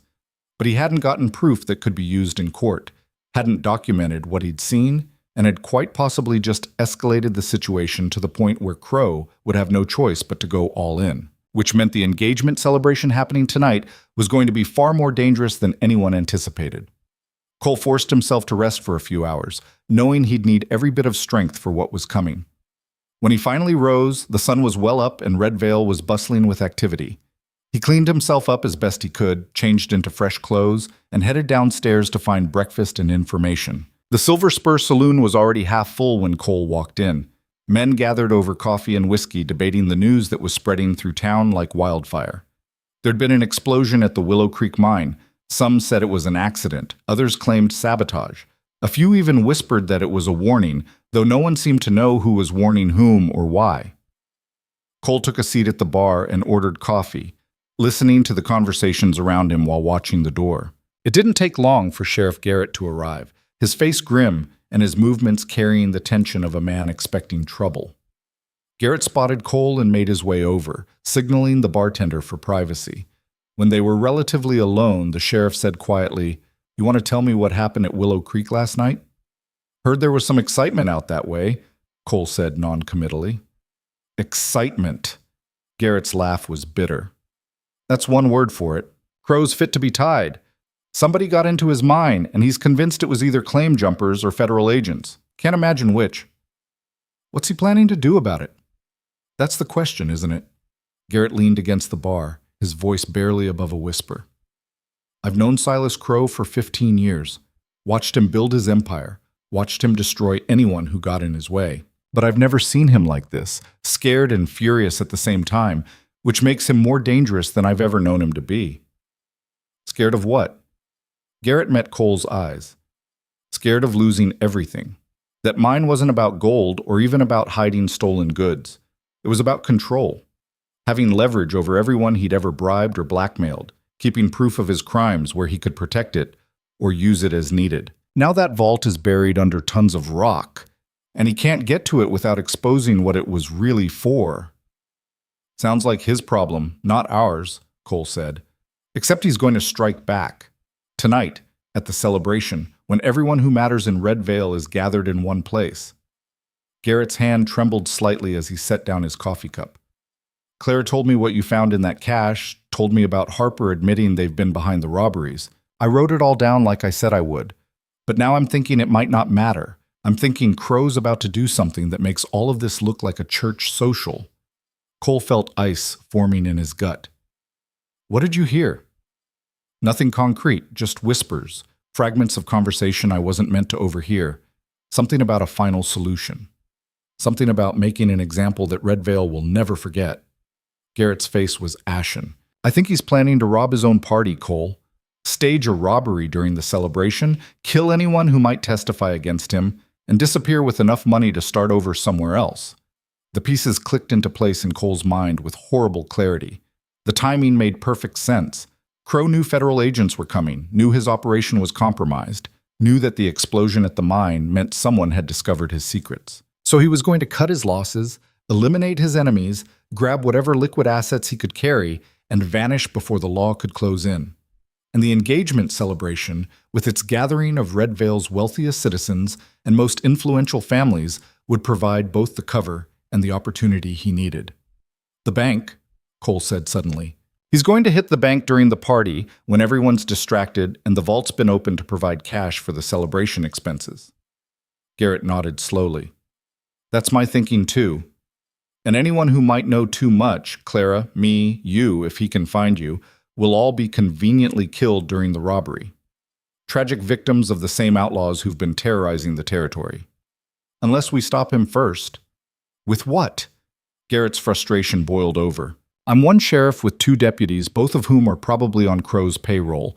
You're one man, federal agent or not, and you can't reveal yourself without losing whatever advantage surprise might give you. We're outnumbered, outgunned, and out of time." Cole thought fast, his tactical mind sorting through options and discarding impossibilities. "What about the townspeople? The ones Crow doesn't own? The ones who've been living in fear but might fight if they had leadership?" Might being the operative word. Fear's a powerful thing, Cole. It makes people do nothing when doing something would save their lives. "Then we give them something stronger than fear," Cole said. "We give them proof that Crow can be beaten, that standing together they can take their town back." "How?" Cole smiled, and there was nothing warm in the expression. "By turning Crow's plan against him. He wants to stage a robbery. We'll give him a robbery he'll never forget. One that exposes him for what he is in front of everyone who matters." Garrett stared at him. "You're talking about a trap." "I'm talking about justice, but yeah, a trap works too." Cole's mind was already racing ahead, planning contingencies and calculating risks. "You said the celebration starts at sundown?" "That's right. Crow's Ranch, just like always." "Then we've got about 8 hours to get ready." Cole stood, his exhaustion forgotten in the rush of adrenaline and purpose. "Here's what we're going to do." The plan they constructed over the next hour was audacious, possibly suicidal, and relied on more coordination than Cole was comfortable with. But it was also the only chance they had to catch Crow in the act and bring his reign of terror to an end. Garrett would spread the word quietly to the few men in town he knew he could trust. Shopkeepers who'd been shaken down once too often, ranchers who'd lost stock to Crow's rustlers, ordinary citizens who were sick of living in fear. Not an army, just enough good people willing to stand up when the moment came. Cole would attend the celebration, staying close to Clara and watching for the moment when Crow made his move. When the robbery started, when Crow's men revealed themselves, that's when the trap would spring. It was simple, elegant, and had about 1,000 ways it could go wrong. But it was all they had. Cole spent the afternoon preparing, checking his weapons, rehearsing scenarios, trying to anticipate every possible variation of how the night might unfold. He wrote out a full report of everything he'd discovered, sealed it in an envelope, and left it with Mrs. Patterson with instructions to send it to the territorial marshal if he didn't return by morning. "You're going to get yourself killed," she said, her usual sharp tongue softened by something that might have been actual concern. "Maybe," Cole admitted. "But if I don't try, a lot of good people are going to die anyway. At least this way we've got a chance." As the sun began its descent toward the mountains, Cole dressed in his best clothes and strapped on his gun.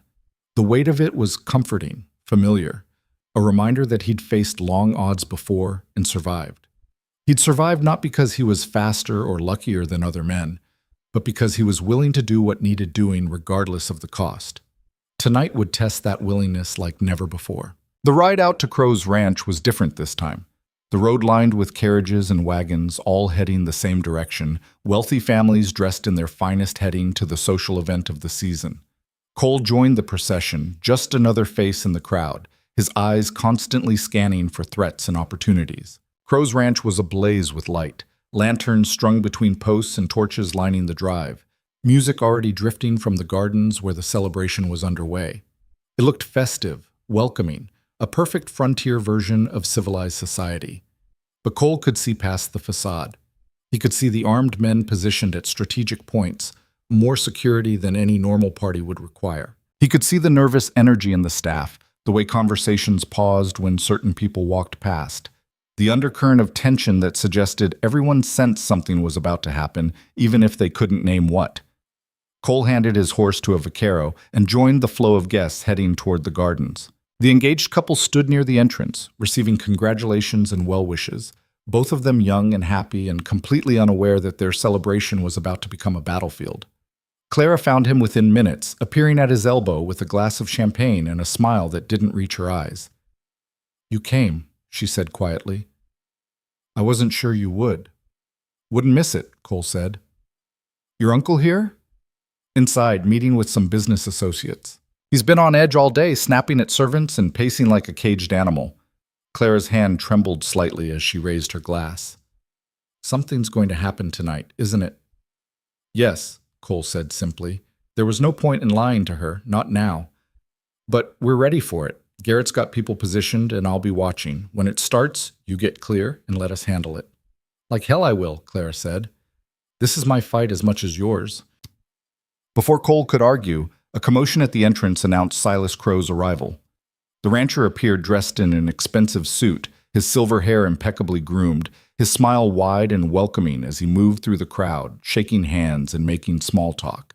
He was every inch the benevolent host, the pillar of the community, the man who'd built Red Vale into something worth having. Only Cole could see the calculation in his eyes, the way his gaze swept the crowd, counting heads and marking positions, a general surveying a battlefield before launching his final assault. Their eyes met across the garden, and Crow's smile widened fractionally. He made his way through the crowd until he stood face to face with Cole, champagne glass raised in a mock salute. "Mr. Mercer, delighted you could join us." "Wouldn't have missed it for anything," Cole said. "I'm sure." Crow's voice dropped to a murmur that only Cole could hear. "I know what you did at Willow Creek. I know what you are. And I want you to understand something before tonight is over. You've already lost. You just don't know it yet." Cole met his gaze steadily. "We'll see about that." Crow laughed, a sound with no humor in it, and moved on to greet other guests. But the message had been delivered, the challenge laid down. Whatever was coming soon, and both men knew that before the night was over, Red Vale would be changed forever. The celebration continued, guests dancing and drinking and celebrating while fireworks were prepared for the grand finale at midnight. But Cole barely noticed the festivities. His attention was focused on the movements of Crow's men, the way they drifted toward specific positions, the timing of their rotations suggesting careful choreography. He was watching so intently that he almost missed the moment when it started. Almost, but not quite. The explosion came from the direction of town, a deep boom that rattled windows and brought the music to an abrupt halt. For a moment, everyone froze, confusion and fear rippling through the crowd. Then Silas Crow's voice cut through the uncertainty. "That came from the bank! Everyone stay calm. I'll send men to investigate." But Cole knew better. The explosion was a diversion, something to pull attention and draw off any potential resistance. The real attack was about to begin right here, right now, among the confused and frightened celebration guests. He turned to find Clara, to get her to safety before the killing started, and that's when he saw Wade Harper and 6 gunmen emerge from the house with their weapons drawn and their faces set in expressions of grim purpose. The final battle for Red Vale had begun. Harper's voice cut through the confusion like a blade. "Nobody move! This is a robbery, and anyone who tries to be a hero is going to get buried tonight." The crowd erupted into chaos. Women screamed, men shouted, and people scattered in every direction seeking cover or escape. Harper's men moved with practiced efficiency, firing shots into the air to enforce compliance, while herding the panicked guests toward the center of the garden where they could be controlled. Cole's hand went to his gun, but Clara grabbed his wrist. "Not yet," she hissed in his ear. "There are too many innocents in the crossfire. Wait for your moment." She was right, and Cole hated it. He let his hand fall away from his weapon and allowed himself to be pushed along with the other guests, his mind racing through tactical assessments. 6 gunmen with Harper made 7, plus however many more Crow had positioned around the property. Against that, Cole had himself, Sheriff Garrett, somewhere in town with whatever men he'd managed to recruit, and a lot of terrified civilians who were more likely to get in the way than help. The odds weren't good, but they'd been worse before.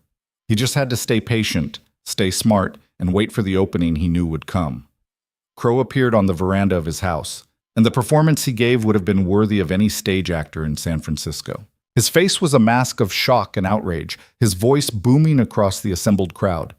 "What is the meaning of this?" "Harper, what are you doing?" Harper turned to face his employer, and the smile on his face was pure malice. "Sorry, boss, nothing personal, but the pay from the other side was just too good to pass up.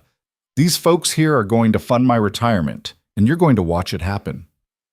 It was a beautiful piece of theater, Cole had to admit. Crow playing the betrayed employer, Harper the treacherous subordinate turning on his master.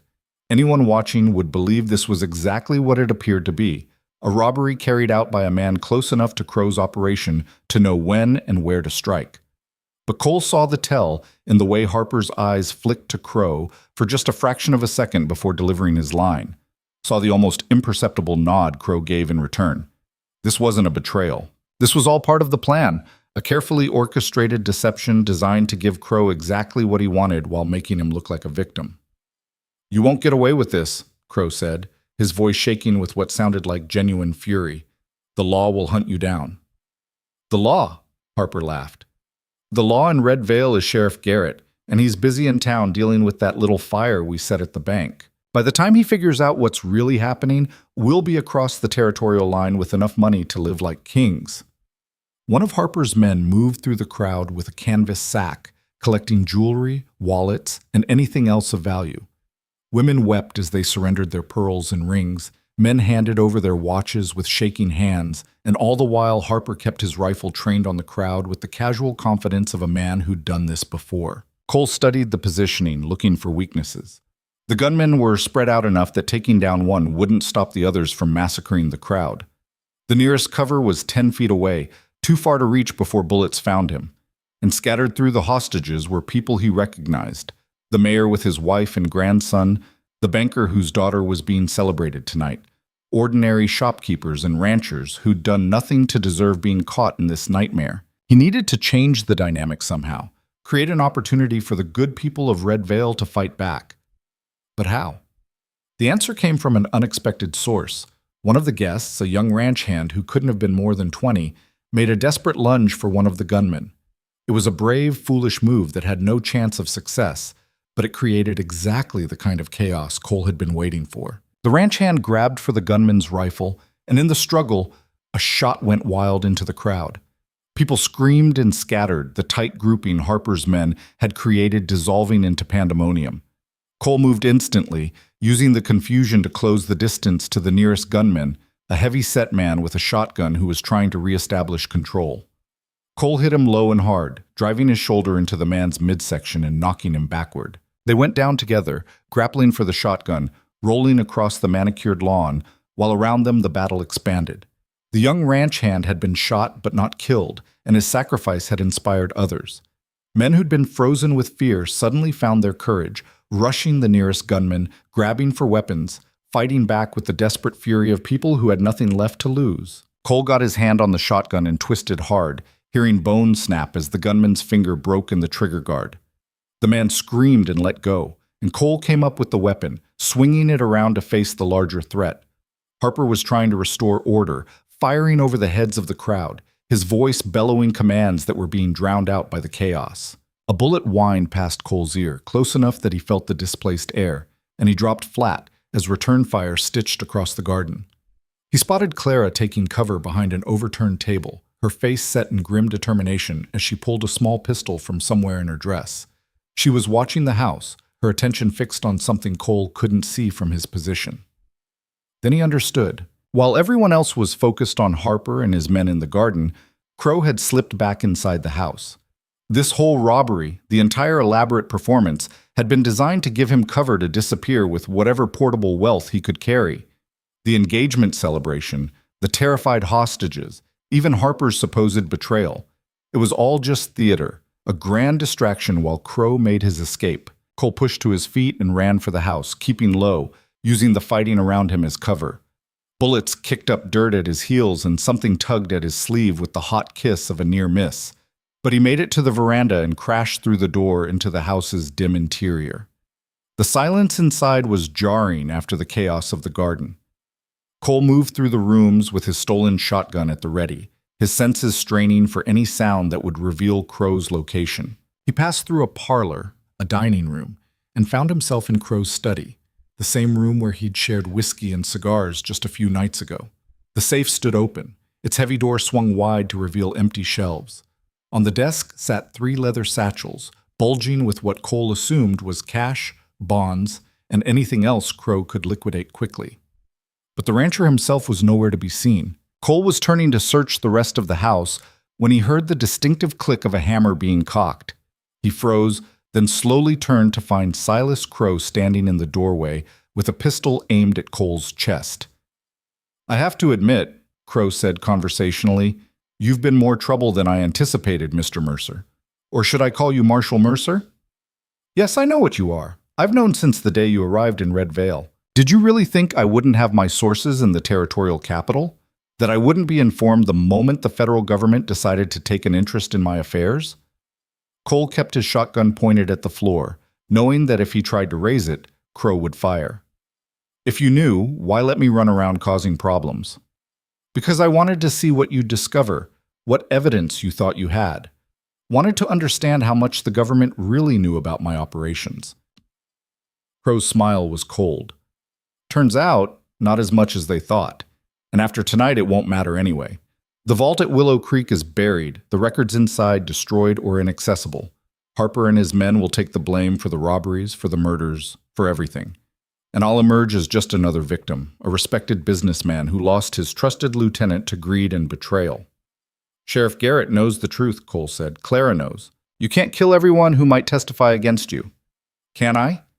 Crow's gun never wavered. "Garrett's a broken man who's been on my payroll for years. Anything he says will be dismissed as the desperate lies of a corrupt lawman trying to save himself. And Clara," his voice hardened, "Clara made her choice when she turned against her own family. She won't survive the night to tell anyone anything." Rage surged through Cole, hot and fierce, but he kept it contained. Anger made men stupid, and stupid got you killed. "You'd murder your own niece?" "I'd do whatever necessary to protect what I've built." Crow's face was stone, all pretense of civility abandoned. "You understand that, don't you? You're a man who's made hard choices yourself. We're not so different, you and I. We're nothing alike, Cole said quietly. I've made hard choices to protect people. You've made hard choices to exploit them. Semantics. Crow gestured with his pistol toward the satchels on the desk. Pick those up. You're going to carry them for me. And if I refuse, then I shoot you here and carry them myself. Your choice. Cole calculated odds and didn't like them. At this range, Crow couldn't miss. Even if Cole got the shotgun up, even if he managed to pull the trigger, Crow's bullet would be in him before the blast arrived. Better to play along, wait for a better opportunity. He bent slowly and picked up the satchels, their weight confirming they were full of exactly what he'd suspected. Crow had stripped his accounts, converted everything to portable wealth, and was prepared to vanish into the territories where federal jurisdiction was more theory than practice. Good. Now we're going out the back way to the stables. My horse is already saddled and ready. You're going to load those satchels while I keep this gun on you, and then I'm going to ride out of here while you stay behind with a bullet in your leg. You'll live, but you won't be chasing me anytime soon. Crow gestured toward a door that Cole knew led to the back of the house and eventually to the stables. It was a solid plan, simple and effective, with minimal risk to Crow. Once he was mounted and moving, catching him would be nearly impossible in the dark across terrain he knew intimately. They were halfway across the study when the window exploded inward and Sheriff Tom Garrett came through in a shower of glass and splinters, his gun drawn and his face set in an expression of grim purpose. "Drop it, Silas!" Garrett shouted. "This ends now!" Crow spun toward the new threat, his pistol tracking, and Cole moved. He dropped the satchels and swung the shotgun up in one fluid motion, not trying to aim, just trying to get between Garrett and Crow's gun. The rancher fired, the shot deafening in the enclosed space, and Cole felt something punch him in the shoulder with the force of a mule kick. He went down hard but kept his grip on the shotgun, his finger finding the trigger as he fell. The blast caught Crow in the side, spinning him around and slamming him against his desk. The rancher's gun clattered to the floor, and he slumped forward, blood spreading across his expensive suit. Garrett was at Cole's side instantly, his hands pressing against the wound in Cole's shoulder. "Stay with me, son. You're going to be all right." "Clara," Cole managed through the pain. "In the garden. Harper's men." "Already taken care of," Garrett said. When the shooting started, good people of this town finally found their spine. They rushed Harper's men, overwhelmed them. 3 dead, 4 in custody, and Harper himself took a bullet trying to run. The sheriff's face was haggard, but determined. "It's over, Cole. We got them." Cole tried to sit up and immediately regretted it as pain lanced through his shoulder. "Crow?" Garrett glanced at the rancher, who was still slumped against the desk, breathing in shallow, pained gasps. "He'll live long enough to stand trial. Doc Morrison's on his way." The sound of footsteps announced new arrivals, and Clara burst into the room with her dress torn and powder burns on her hands. She took in the scene at a glance, Cole bleeding on the floor, Garrett applying pressure to the wound, Crow dying against his desk, and her face went pale. "You fool," she said, dropping to her knees beside Cole. "You absolute fool. I told you to wait for backup." "Couldn't let him escape," Cole said, and was surprised to hear his own voice sounding distant and thready. "Had to stop him." Clara's hands joined Garrett's, putting pressure on the wound, and Cole was vaguely aware of her giving orders to someone behind her. The room seemed to be filling with people, townspeople, some of Garrett's hastily recruited deputies, and finally Doc Morrison pushing through with his medical bag. "Everyone out except the sheriff," Morrison snapped, taking charge with the authority of a man used to battlefield surgery. "Give me room to work." Cole felt hands lifting him, felt himself being moved to Crow's expensive sofa, felt Morrison cutting away his shirt to expose the wound. The pain was building now, shock wearing off and reality setting in, and Cole had to clench his teeth to keep from crying out. "Bullet went clean through," Morrison said after a moment's examination. "Missed the bone, missed the major blood vessels. You're a lucky man, Marshal Mercer." The title brought Cole's head up, despite the pain. "How did you—" "Sheriff Garrett told us," Morrison said, already working to clean and pack the wound. "Told everyone out there who you really are, what you've been doing here, what Crow's been doing to this town. People have a right to know who fought for them." Through the window, Cole could see the garden lit by torches and lanterns. Could see townspeople standing in small groups talking in voices that carried shock and outrage, and the first stirrings of something that might have been hope. Harper's men were being marched toward a wagon under guard, their weapons confiscated, their faces showing the defeated realization that their gambit had failed. And in the corner of the garden, barely visible in the flickering light, Cole saw someone setting up fireworks for the celebration that had been planned for midnight. It seemed absurd, almost grotesque to think of celebrating now. But as the first rocket climbed into the sky and burst into cascades of colored light, Cole understood. This wasn't celebration of an engagement anymore. This was celebration of freedom, of a town that had finally broken free from the fear that had controlled it for so long. The fireworks weren't about one couple's future. They were about Red Vale's future, about the possibility of building something better on the ruins of Crow's empire. Morrison finished his work and sat back, wiping blood from his hands. "You'll need to keep that shoulder immobilized for a few weeks, and you'll have a hell of a scar. But you'll live." "Good enough," Cole said. Garrett appeared in the doorway, his face lined with exhaustion, but lighter somehow, as if a weight had been lifted. "We've got all of Crow's men in custody except for 3 who ran when the fighting turned against them. I've got deputies tracking them, but they won't get far. The town's been mobilized, and everyone knows what they look like." "What about the bank?" Cole asked. "The explosion?" "Staged, like we thought. Small charge designed to make noise and draw attention, but the vault wasn't even touched. Crow's men were supposed to come back later and actually rob it once everyone was focused on the massacre here at the ranch." Garrett's expression hardened. They had it all planned out. Kill the witnesses, rob the bank, make it look like Harper and his men were responsible for everything, including the stagecoach robberies. Crow would have emerged clean, probably even increased his influence by being the one who recovered from such a tragedy. Cole thought about that, about how close Crow had come to pulling it off. If Clara hadn't been brave enough to investigate, if Garrett hadn't finally found the courage to stand up, if the townspeople hadn't been pushed far enough to fight back, any one of those things missing and Crow would have won. But they had all been there, all come together at the exact moment when they were needed most. Sometimes justice wasn't about one hero making a difference. Sometimes it was about ordinary people finding extraordinary courage when the moment demanded it. Clara entered the room, having changed into a clean dress, her hair hastily pinned up, but her eyes clear and focused. She went immediately to where Crow still slumped against his desk, Doc Morrison having done enough to keep him alive, but not bothering with anything more than basic stabilization. "Uncle Silas," she said, her voice carrying no warmth, no familial affection, just cold assessment. "Did you really think you could murder your way out of this?" Crow's eyes opened, focusing on his niece with difficulty.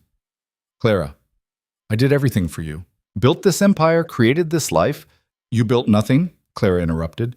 "You stole, you murdered, you terrorized good people into submission. And you did it for yourself, not for me. Don't try to make this about family." "You're young," Crow said, his voice weak but still carrying that familiar arrogance.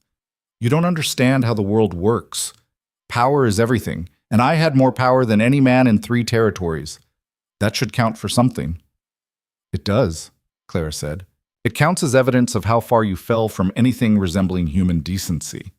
She turned away from him, dismissing him as thoroughly as if he'd ceased to exist, and came to stand beside Cole. "How bad?" "I'll live," Cole said. "Morrison says I'll have a scar to remember Red Vale by." "I'm sorry," Clara said quietly. "Sorry you got shot. Sorry you had to come to this godforsaken town. Sorry for all of it." "Don't be." Cole managed a slight smile despite the pain. "Every town I've worked, I've tried to make things a little better, tried to give good people a chance against the bad ones. But most places I do my job and move on, never knowing if it really mattered. Here, tonight, I got to see it matter. Got to see ordinary people stand up and fight for their home. That's worth a bullet through the shoulder." The celebration in the garden was growing louder, more fireworks bursting overhead, voices raised in something between relief and triumph. Someone had started playing music again, and Cole could hear laughter mixing with the conversations, the first genuine joy Red Vale had experienced in longer than most people could remember. Sheriff Garrett stepped out onto the veranda and raised his voice to address the crowd. "People of Red Vale, tonight we face down the evil that's been strangling our town for too long. Tonight we stood together and said no more. And tonight we won. The cheer that went up was deafening, echoing off the mountains and rolling back across the valley like thunder. Cole listened to it from inside the house, feeling the vibration of it in his bones, understanding that he was hearing the sound of a community rediscovering its courage and its voice. Garrett continued, "This man here." He gestured toward the house where Cole lay. "Marshal Cole Mercer, he risked everything to help us. Came to Red Vale alone, worked undercover, put his life on the line again and again to expose Silas Crow's crimes. But he didn't win this fight by himself. You won it. Every person who refused to stay silent, who chose to stand up when it mattered, who fought back when the killing started, you're the real heroes of Red Vale." Another cheer, this one mixed with calls for Garrett himself, recognition that the sheriff had finally found the spine to do what his badge demanded. Cole could see through the window as people clapped Garrett on the back, shook his hand, thanked him for finally acting. It was good political theater, and more importantly, it was true. No single person had saved Red Vale. It had taken all of them working together, each playing their part in bringing down Crow's empire. Doc Morrison appeared with a bottle of laudanum, offering Cole a dose for the pain. Cole accepted it, knowing he'd need it to get through the rest of the night, feeling the drug's warm numbness spreading through his system and dulling the worst of the shoulders throbbing. "Get some rest," Morrison ordered. "You've lost blood and you've been shot. Your body needs time to recover." But Cole couldn't rest yet. There were too many loose ends, too many questions that needed answering. He pushed himself into a sitting position despite Morrison's protests, accepting Clara's arm when she offered it. "The vault at Willow Creek," he said to Garrett. "We need to excavate it. Get those records secured before anyone tries to destroy them." "Already sent men," Garrett assured him. "They'll post a guard until federal agents arrive to take custody of the evidence." "From what Clara told me about what you saw down there, those records will implicate half the territorial government. And the stagecoach robberies, the cache site? Also secured. We've got guards on both locations, and I've sent telegrams to the territorial marshal's office explaining the situation." Garrett's smile was tired but genuine. "You did good work here, Cole. Better than good. You gave us our town back." Cole wanted to argue that it wasn't his doing, that the credit belonged to the people of Red Vale, but the laudanum was making his thoughts fuzzy and his words slow. He felt himself being eased back down onto the sofa, felt a blanket being drawn over him, heard voices conferring in low tones that gradually faded into the distance. When he woke, dawn light was streaming through the windows and the house was quiet. The celebration had apparently continued well into the night, but now Red Vale was sleeping off its triumph. Cole tested his shoulder and found it stiff and painful but manageable. Morrison had done good work. He found his shirt, or what was left of it, and discovered someone had left clean clothes folded on a chair beside the sofa. Cole dressed slowly, every movement sending twinges through his shoulder, and made his way outside. The garden looked like a battlefield in the morning light, overturned tables and scattered debris telling the story of the previous night's violence. But people were already moving through the wreckage, cleaning up, restoring order, reclaiming their space. Cole recognized shopkeepers and ranchers working side by side, their faces tired but determined. Clara found him standing on the veranda surveying the scene. She looked exhausted, her face drawn and her eyes shadowed, but there was something new in her expression. Hope, maybe, or just the absence of fear. "My uncle died an hour ago," she said without preamble. Doc Morrison did what he could, but the damage was too extensive. He never regained consciousness. Cole nodded slowly, feeling no satisfaction in Crow's death, but no grief either. "How are you?" "I don't know yet," Claire admitted. "He was family, and despite everything, that meant something. But he was also a monster who destroyed lives and corrupted everything he touched. I'm not sure how to feel about losing someone who was both those things." "Feel however you need to feel," Cole said. "There's no right way to grieve something this complicated." They stood in silence for a while, watching the townspeople work, listening to the sounds of Red Vale waking up to its first day of freedom in longer than anyone could remember. Finally, Clara said, "What happens now? To the ranch, to my uncle's property, to everything he built?" "That'll be for the courts to decide," Cole said. "His estate will be seized as proceeds of criminal activity, but his legitimate holdings, if any can be separated from the illegitimate ones, those might end up in probate for years. And the people who worked for him, The ranch hands and vaqueros who didn't know what he was really doing? They'll need new employment, but that's not your responsibility, Clara. You're not accountable for your uncle's sins. Maybe not accountable, Clara said, but responsible all the same. These people need leadership, need someone to help them transition to whatever comes next. I'm thinking I might try to hold on to some of the ranch, the parts that were earned honestly, if such things exist. Turn it into something legitimate, something this town can be proud of instead of afraid of.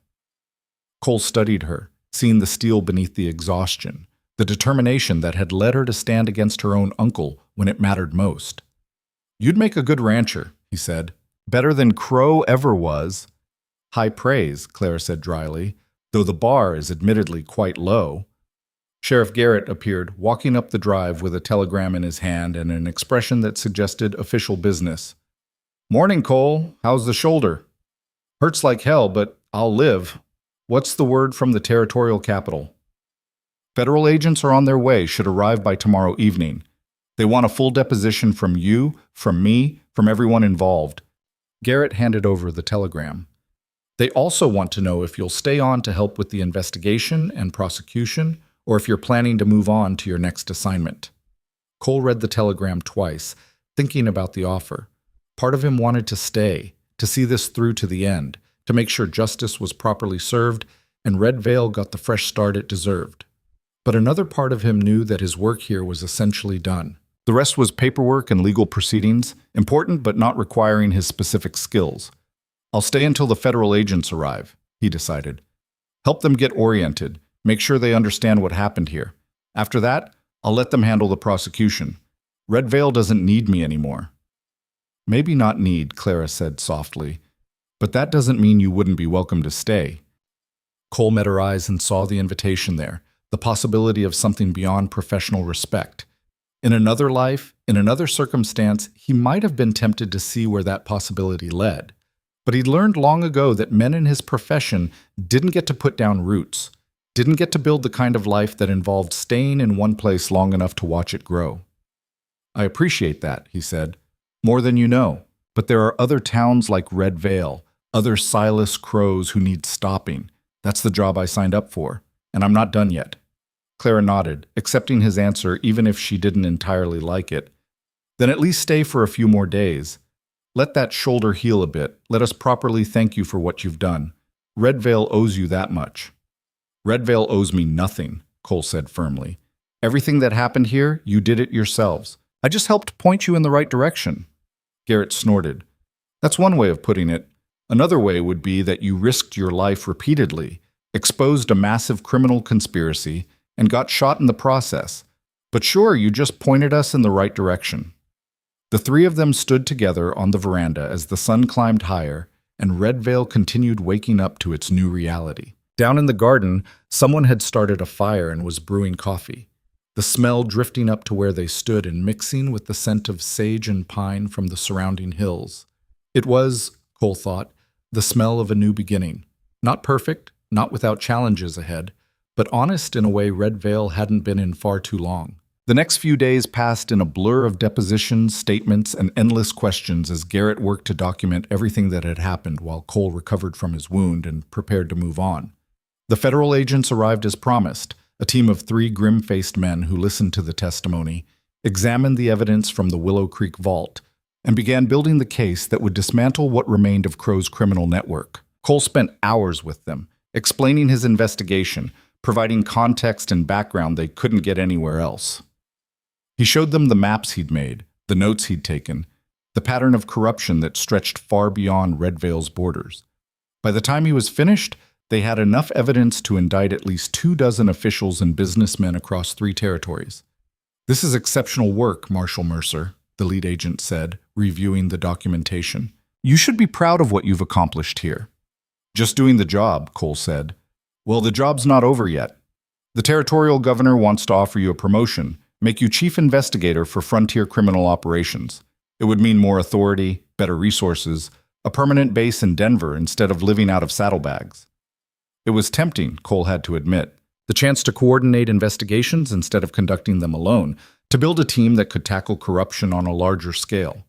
But it would also mean a desk, meetings, politics, all the things that had driven him to take undercover assignments in the first place. "I'll think about it," Cole said, which they all knew meant no. On his last night in Red Vale, the town threw a celebration in his honor. Cole tried to decline, argued that he didn't deserve special recognition, but Garrett and Clara tag-teamed him until he agreed to at least make an appearance. The gathering was held in the town square, with tables of food contributed by every family in Red Vale and a band playing music that ranged from waltzes to rowdy frontier ballads. Cole stood near the edge of the festivities, his arms still in a sling, watching the townspeople laugh and dance and enjoy themselves with the freedom of people who no longer had to watch their backs. "You look uncomfortable," Clara said, appearing at his elbow with 2 glasses of punch. "I'm not much for being the center of attention," Cole admitted. "Too bad. You're stuck with it tonight." Clara handed him one of the glasses. "These people want to thank you, Cole. Let them." So he did. He accepted handshakes from men he'd barely spoken to, accepted thanks from women whose husbands had fought alongside him, accepted a carved wooden star from the mayor's grandson that the boy said was for being the bestest marshal ever. Cole tucked it carefully into his pocket, more moved than he wanted to admit. As the evening wore on and the crowd thinned, Cole found himself alone with Clara again, standing at the edge of the square watching the stars come out over the mountains. "What will you do?" he asked. "After all this settles down?" "Run the ranch, I think, or at least try to salvage what's worth salvaging from my uncle's holdings. Turn it into something this town can respect instead of fear." Clara's voice was thoughtful.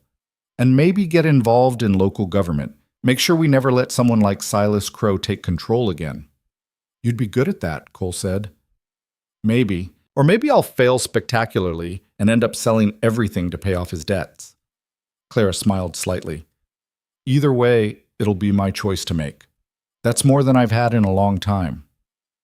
They stood in comfortable silence, and Cole found himself wishing, not for the first time, that his life allowed for staying in one place long enough to see what might develop between them. Clara was brave, smart, and had proven herself capable of standing up for what was right, even when it cost her everything. That was rare, and Cole knew it. But he also knew himself, knew that he'd chafe at staying still, knew that there were other towns and other people who needed someone willing to take on the kind of work he did. The frontier was changing, civilization creeping westward, but that just meant the criminals were getting more sophisticated. Someone had to stand against them.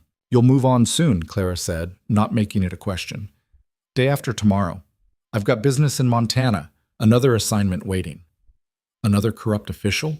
Another town living in fear?" "Something like that." Clara nodded slowly. "Well, when you're done with Montana, if you ever find yourself passing through Red Vale again, know that you've got friends here, people who remember what you did and won't forget it."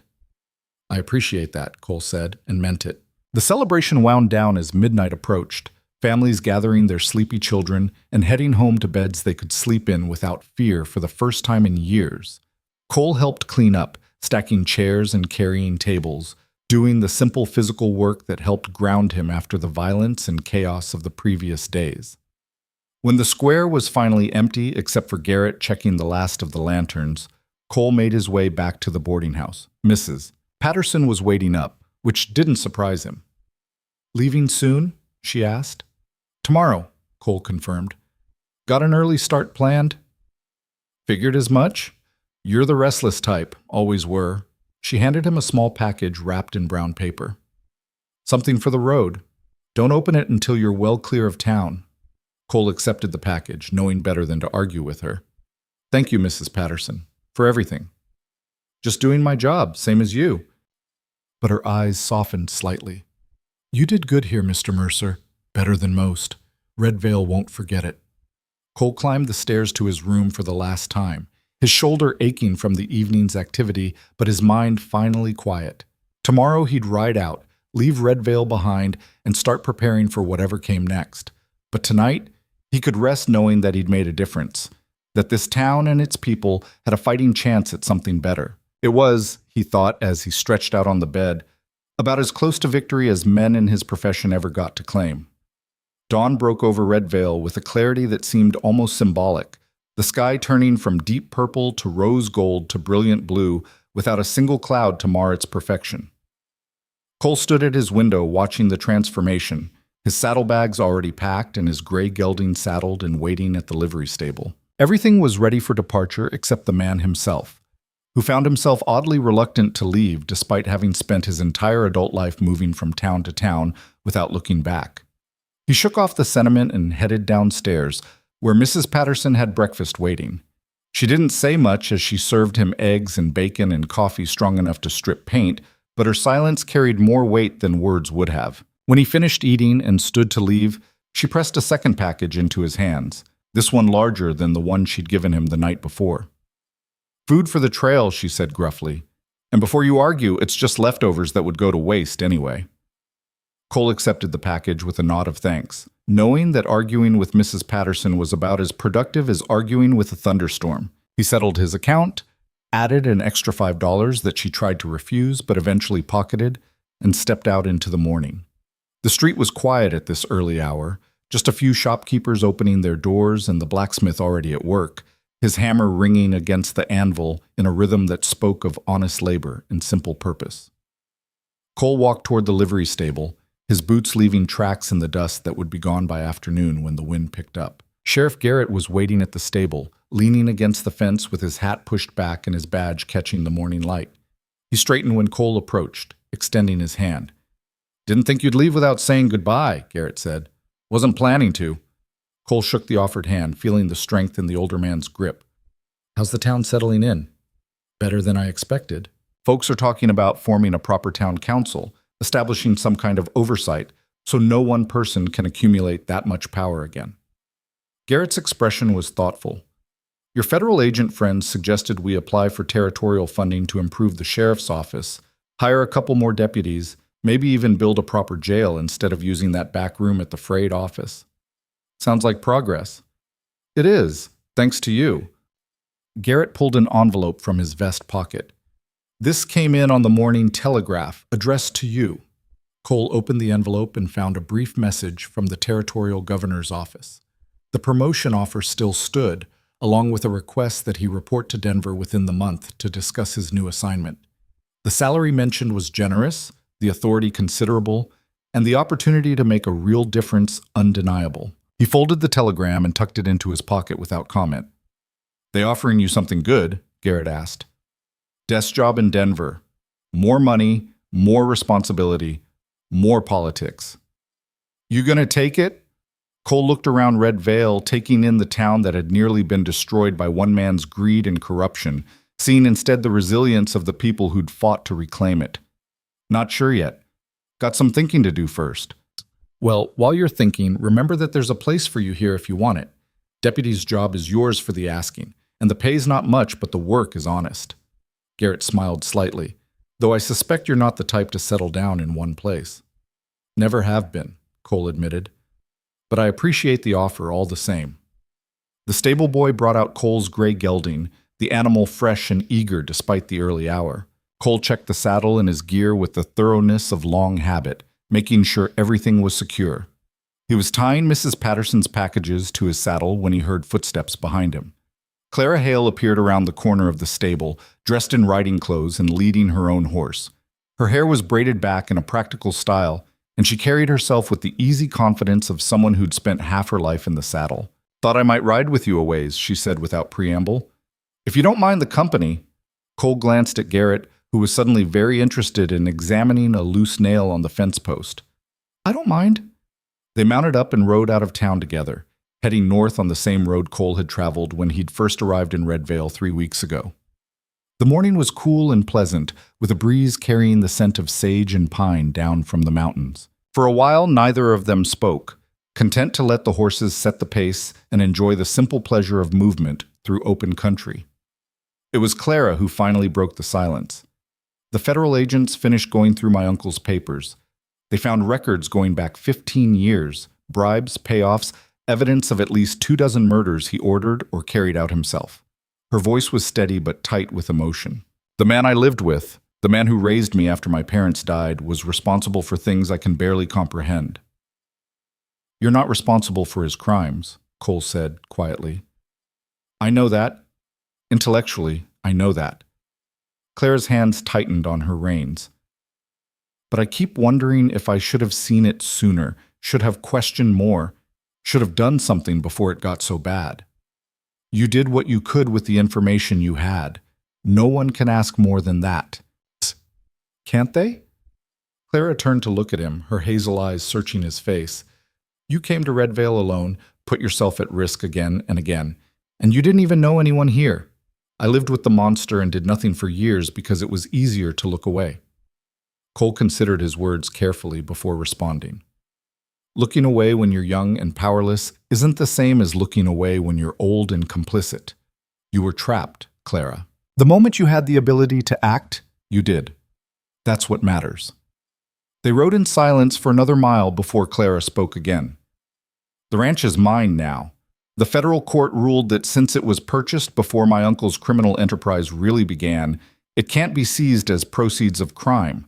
I've got debts to settle and reputation to rebuild, but the land itself is clean. What will you do with it? Run it honestly, for starters. Pay fair wages, treat the hands with respect, build something worth having instead of something built on fear. Claire's expression was determined. And I'm going to hire people to help. Good people who need work and won't ask too many questions about why a woman is running a cattle operation. Red Vale needs legitimate businesses, and I'm going to give it one. You'll face opposition, Cole warned. Not everyone will want to work for a woman boss, especially in cattle country. Let them oppose. I've faced worse. Clara's smile was tight but genuine. Besides, after everything that's happened, I suspect Red Vale is going to be more open-minded about who can do what. We've all learned that respectability and honor aren't the same thing. They rode another hour before reaching the fork where the North Road split, one branch continuing toward the mining camps in Montana beyond, the other looping back toward the territories to the east. This was where they'd have to part ways, and both of them seemed reluctant to acknowledge it. Finally, Clara reined in her horse and turned to face Cole directly. I want to ask you something, and I want an honest answer. All right. That night in my uncle's study, when you got shot, were you really just doing your job? Or was there something more to it? Cole met her gaze and saw the real question underneath the words. She was asking if he'd risked his life just because it was his duty, or if somewhere along the way Red Vale and its people, if she specifically, had become more than just another assignment. At first it was just the job, he said honestly, but by the end, it was more than that. You and Garrett, and the people of this town, you deserved better than what Crow was giving you. That made it personal. Personal enough to stay? And there it was, the question Cole had been avoiding asking himself. He looked at Clara Hale, saw the strength and courage that had drawn him to her in the first place, and felt the pull of possibility. He could stay in Red Vale, help rebuild, maybe even find something he'd been missing all these years of moving from town to town. But he also saw the telegram in his pocket, felt the weight of responsibility to other towns and other people who were living under the same kind of fear that had gripped Red Vale. His work wasn't finished just because one corrupt rancher had been stopped. I can't, Cole said, and watched something shift in Clara's expression. Not surprise, but resignation mixed with disappointment. There are other places like Red Vale, other people who need someone willing to stand up to the Silas Crows of the world. If I stay here, I'm abandoning them. And if you go, you're abandoning us, Clara said quietly. No, you don't need me anymore. Red Vale has good people who are finally free to be their best selves. You'll build something here worth having, and you'll do it without needing a federal marshal to hold your hand. Clara was silent for a long moment, and Cole could see her working through the same calculations he'd been wrestling with. Finally, she nodded. You're right, of course. We don't need you, but that doesn't mean we wouldn't have wanted you to stay. She urged her horse forward and surprised Cole by leaning over to kiss him briefly, a gesture that carried equal parts gratitude and regret and possibility unrealized. Then she pulled back, her eyes bright but clear. Ride safe, Marshal Mercer. And if your work ever brings you back this way, know that you've got friends here who remember what you did. I'll remember, Cole promised. Clara turned her horse and rode back toward Red Vale without looking back, her figure growing smaller against the landscape until she disappeared around a bend in the road. Cole watched her go, feeling the weight of choices made and paths not taken, then turned his own horse toward Montana and whatever waited there. The ride through the day was long and quiet, giving Cole too much time to think about what he was leaving behind. Red Vale had gotten under his skin in ways that other towns hadn't. Or maybe he was just getting older and starting to wonder what it would be like to put down roots, to build something that lasted beyond solving one case and moving on to the next. He made camp that evening near a stream that cut through a stand of cottonwoods, the water clear and cold from mountain snowmelt. While his coffee boiled and his dinner cooked over a small fire, Cole finally opened the package Mrs. Patterson had given him with instructions not to open until he was clear of town. Inside was a leather-bound journal, its pages blank except for the first one where Mrs. Patterson had written in her precise, no-nonsense script. For the stories you'll tell someday when you're too old to live them anymore. Don't forget Red Vale. And don't forget that even men who wander can have a home if they choose to claim it. Cole ran his fingers over the words, feeling emotion tighten his throat. He'd spent so long defining himself by movement, by the next assignment and the next town, that he'd never seriously considered what it might mean to stop moving. But Mrs. Patterson's words suggested a different possibility, that home wasn't necessarily about staying in one place, but about knowing you had a place you could return to if you chose. He pulled out the wooden star the mayor's grandson had given him and set it on top of the journal, two small tokens that carried more weight than their size suggested. Then he pulled out the telegram from the territorial governor and read it again by firelight. The promotion was everything a smart man would want: security, advancement, the chance to coordinate efforts across the entire frontier territory. But it also meant giving up the field work, the direct action, the feeling of making a difference one town at a time. Cole had spent years building his reputation as a marshal who went where others wouldn't, who took on assignments that looked impossible and somehow made them work. Could he really give that up to sit behind a desk and manage other agents? The question occupied him through dinner and into the evening as he sat by his fire watching the stars come out. The frontier sky was different from city skies, darker and deeper, with more stars than seemed possible, all burning in silent witness to the small human drama playing out below. Cole was still wrestling with his decision when he heard the sound of approaching horses. He rose smoothly, his hand going to his gun, his senses alert for threat. But the riders who emerged into his firelight weren't danger. They were two federal agents he recognized from Red Vale, the ones who'd been handling the prosecution of Crow's network. "Marshal Mercer," the lead agent said, dismounting. "We hoped we'd catch up with you before you got too far." "Something wrong in Red Vale?" Cole asked, his mind already running through possibilities. "No, the town's fine. Better than fine, actually. But we've got a situation developing in Silver Creek, about 2 days' ride west of here. Reports of a mining company that's been intimidating homesteaders, forcing sales at gunpoint, and the local law is either bought off or too scared to act." Cole felt a familiar tightness in his chest, the recognition of a pattern he'd seen too many times. "Sounds like someone needs to look into it." "That's what we thought. And given your success in Red Vale, we were hoping you might be interested in taking the assignment." The agent pulled out a folder of documents. "We've got background, witness statements, everything you'd need to start an investigation. The territorial governor personally requested that we offer it to you." Cole accepted the folder but didn't open it. "What about the promotion, the desk job in Denver?" "Still available if you want it. But the governor understands that you're most effective in the field, working undercover, taking on the kind of assignments that require someone who can think fast and act decisively." The agent smiled slightly.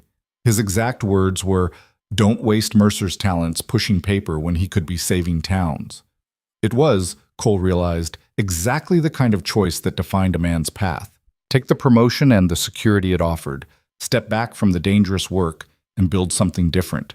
Or accept the assignment and keep doing what he did best, knowing that each case could be his last, but also knowing that he was making a real difference. He thought about Red Vale and the people he'd left behind. Thought about Clara rebuilding her uncle's ranch into something honest. Thought about Sheriff Garrett finally finding the courage to stand up for his town. Thought about ordinary citizens who discovered they could fight back against tyranny when they worked together. All of that had happened because one man had been willing to ride into a dangerous situation and see it through to the end. How many other towns were out there right now, suffering under their own versions of Silas Crow, waiting for someone to stand up and say enough? Cole made his decision. "Tell the governor I appreciate the promotion offer, but I'll pass. I'm more useful doing what I've been doing. He opened the folder and scanned the documents by firelight. Silver Creek, you said? Mining company intimidation? That's right.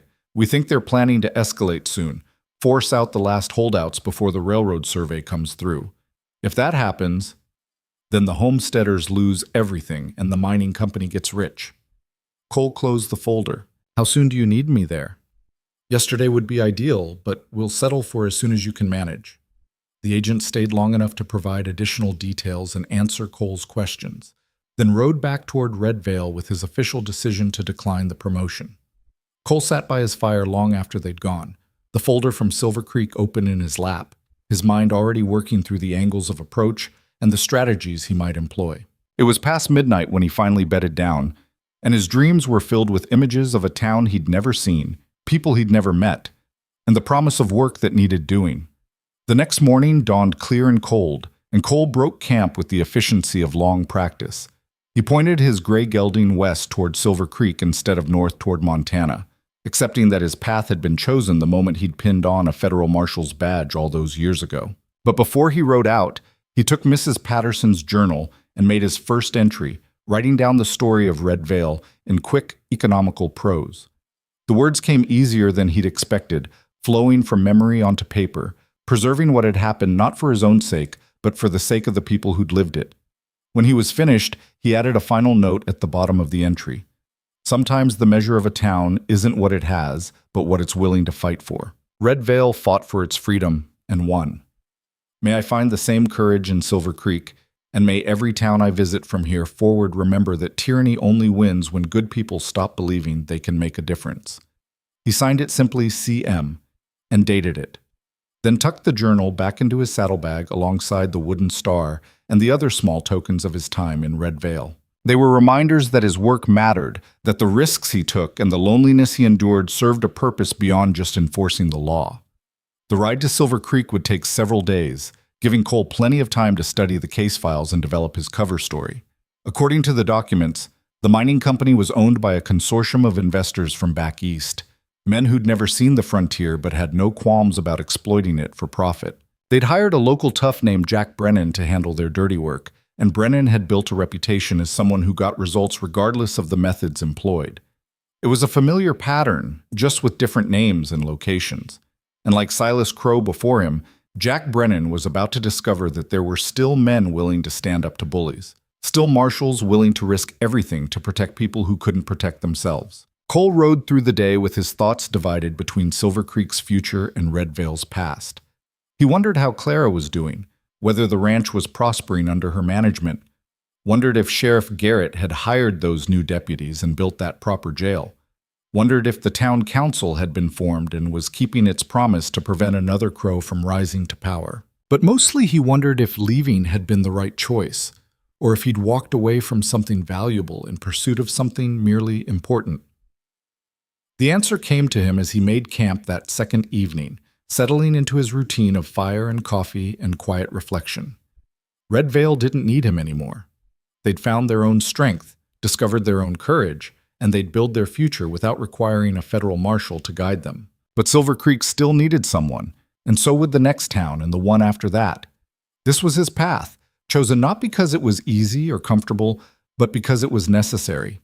Someone had to stand in the gap between the lawless and the law-abiding. Someone had to be willing to go where others wouldn't and do what others couldn't.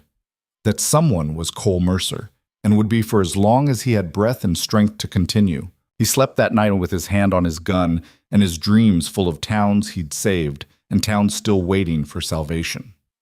The territorial landscape changed as Cole rode west, the grasslands giving way to rougher country marked by rocky outcroppings and deep ravines. This was mining territory, scarred by prospectors and engineers who'd torn into the earth looking for silver and gold and anything else that might turn a profit. Some of the scars were old, nature slowly reclaiming the damage. Others were fresh, raw wounds that spoke of ongoing operations. On the afternoon of the third day, Cole spotted the first evidence of the trouble in Silver Creek. A burned-out homestead sat abandoned by the side of the road, its walls blackened and collapsed, its fields going to weeds. There was no marker, no sign of what had happened to the family who'd lived there, but Cole could guess. Intimidation that had turned to violence, a warning to others about what happened to those who refused to sell. He made note of the location and continued riding, his jaw set and his mind cataloging evidence. This case would be different from Red Vale in its details, but the same in its essentials: powerful men preying on the weak, corruption masquerading as business, and violence used as a tool to enforce compliance. Silver Creek itself came into view as the sun began its descent toward the western mountains. It was smaller than Red Vale, maybe 200 people if you counted the surrounding homesteads and mining camps. The town had that temporary look common to mining settlements, as if everyone expected to pull up stakes and move on once the silver played out. Cole rode in slowly, taking in the details. A general store that doubled as a post office, a saloon that looked like it did good business, a few other shops, and a boarding house. No obvious sheriff's office, which matched what the federal agents had told him about local law being essentially absent. He tied his horse outside the saloon and went inside, immediately hit by the smell of whiskey and tobacco, and too many men in too small a space. The conversations paused as he entered, the way they always did when a stranger walked into a frontier saloon, then resumed after the locals had marked him as just another drifter passing through. Cole ordered whiskey and nursed it while listening to the talk around him. Within an hour, he'd learned that Jack Brennan ran his operations out of the mining company office on the edge of town, that he had at least a dozen men on his payroll, and that the last homesteader who'd stood up to him had been found at the bottom of a mine shaft with a broken neck the authorities had ruled an accident. It was Red Vale all over again, just with different players and a different setting. The realization should have been depressing, evidence that no matter how many Silas Crows he brought down, there would always be another one waiting. But instead, Cole felt a familiar sense of purpose settling over him, the clarity that came from knowing exactly what needed to be done. He finished his whiskey and stepped back out into the evening, already forming his cover story, already planning his first moves. Tomorrow he'd start asking questions, making himself visible, beginning the process of drawing out the corruption and exposing it to the light. Tonight, though, he stood on the wooden sidewalk watching Silver Creek settle into darkness, and he allowed himself a moment of reflection. Somewhere back in Red Vale, Claire was probably sitting on her ranch house porch watching the same sunset. Sheriff Garrett was likely making his evening rounds, checking on the town he'd finally found the courage to protect. And Mrs. Patterson was probably preparing dinner for her boarders while keeping one eye on the empty room that had briefly housed a federal marshal. They were building their future, day by day, decision by decision, proving that people could change and towns could heal. And Cole was here in Silver Creek, about to start the whole process over again with a new town and new people who deserved the same chance Red Vale had earned. This was his purpose. This was his path. And he would walk it until he couldn't walk anymore, bringing justice to frontier towns and giving good people the chance to build something worth having. Cole Mercer smiled slightly in the darkness, feeling the weight of the badge hidden beneath his shirt, the weight of the gun on his hip, and the weight of responsibility that came from being one of the few willing to stand in the gap. Then he turned and walked toward the boarding house to secure a room, already mentally drafting the first report he'd send back to the territorial capital. Silver Creek didn't know it yet, but Salvation had just ridden into town wearing dusty trail clothes and a tied-down gun. And by the time Cole was finished here, this town would have the same chance at freedom that Red Vale had seized, the same opportunity to step out of the shadow of fear and into the light of honest governance. The work was never finished. The frontier was too big, the corruption too entrenched, the men like Silas Crow and Jack Brennan too numerous. But every town saved was a victory. Every corrupt official brought down was progress, and every group of ordinary people who found their courage was proof that the fight was worth continuing. Cole entered the boarding house and requested a room, giving his cover name and a false story about looking for mining work. The proprietor, a thin man with nervous eyes, accepted payment and handed over a key without asking too many questions. Another sign that something was wrong in Silver Creek. In healthy towns, people were curious about newcomers. In corrupted towns, they'd learned that asking questions was dangerous. But that would change. Cole would make sure of it. He'd done it in Red Vale, and he'd do it here. And then he'd move on to the next town and the next after that, bringing justice to the frontier one settlement at a time. Because that's what federal marshals did. That's what Cole Mercer did. And he was just getting started. The story of Red Vale was finished, written in blood and courage, and the determination of ordinary people to reclaim their freedom. But the larger story, the story of bringing justice to a lawless frontier, of standing up to tyranny wherever it raised its head, of giving hope to people who'd forgotten what hope felt like, that story continued. And Cole Mercer would write new chapters in it for as long as he drew breath and wore the badge that gave him both authority and purpose. Red Vale had been one victory in a long campaign. Silver Creek would be the next. And after that, there would be others, each one adding to the slow, difficult work of taming the frontier not through violence alone, but through the establishment of law, order, and the fundamental principle that power belonged to the people, not to those who seized it through intimidation and fear. The sun finally disappeared behind the mountains, and Silver Creek settled into full darkness, broken only by lamplight spilling from windows and doorways. Cole stood at his boarding house window looking out at the town, seeing both what it was and what it could become, and he felt ready. Ready for the work ahead, ready for the risks he'd have to take, ready to be once again the stranger who rode into town with nothing but courage and conviction and made all the difference. This was his calling. This was his purpose. And this was the story that would continue long after the tale of Red Vale had passed into legend. The story of one man's commitment to justice, one town at a time, one victory at a time, until the frontier was finally and truly tamed.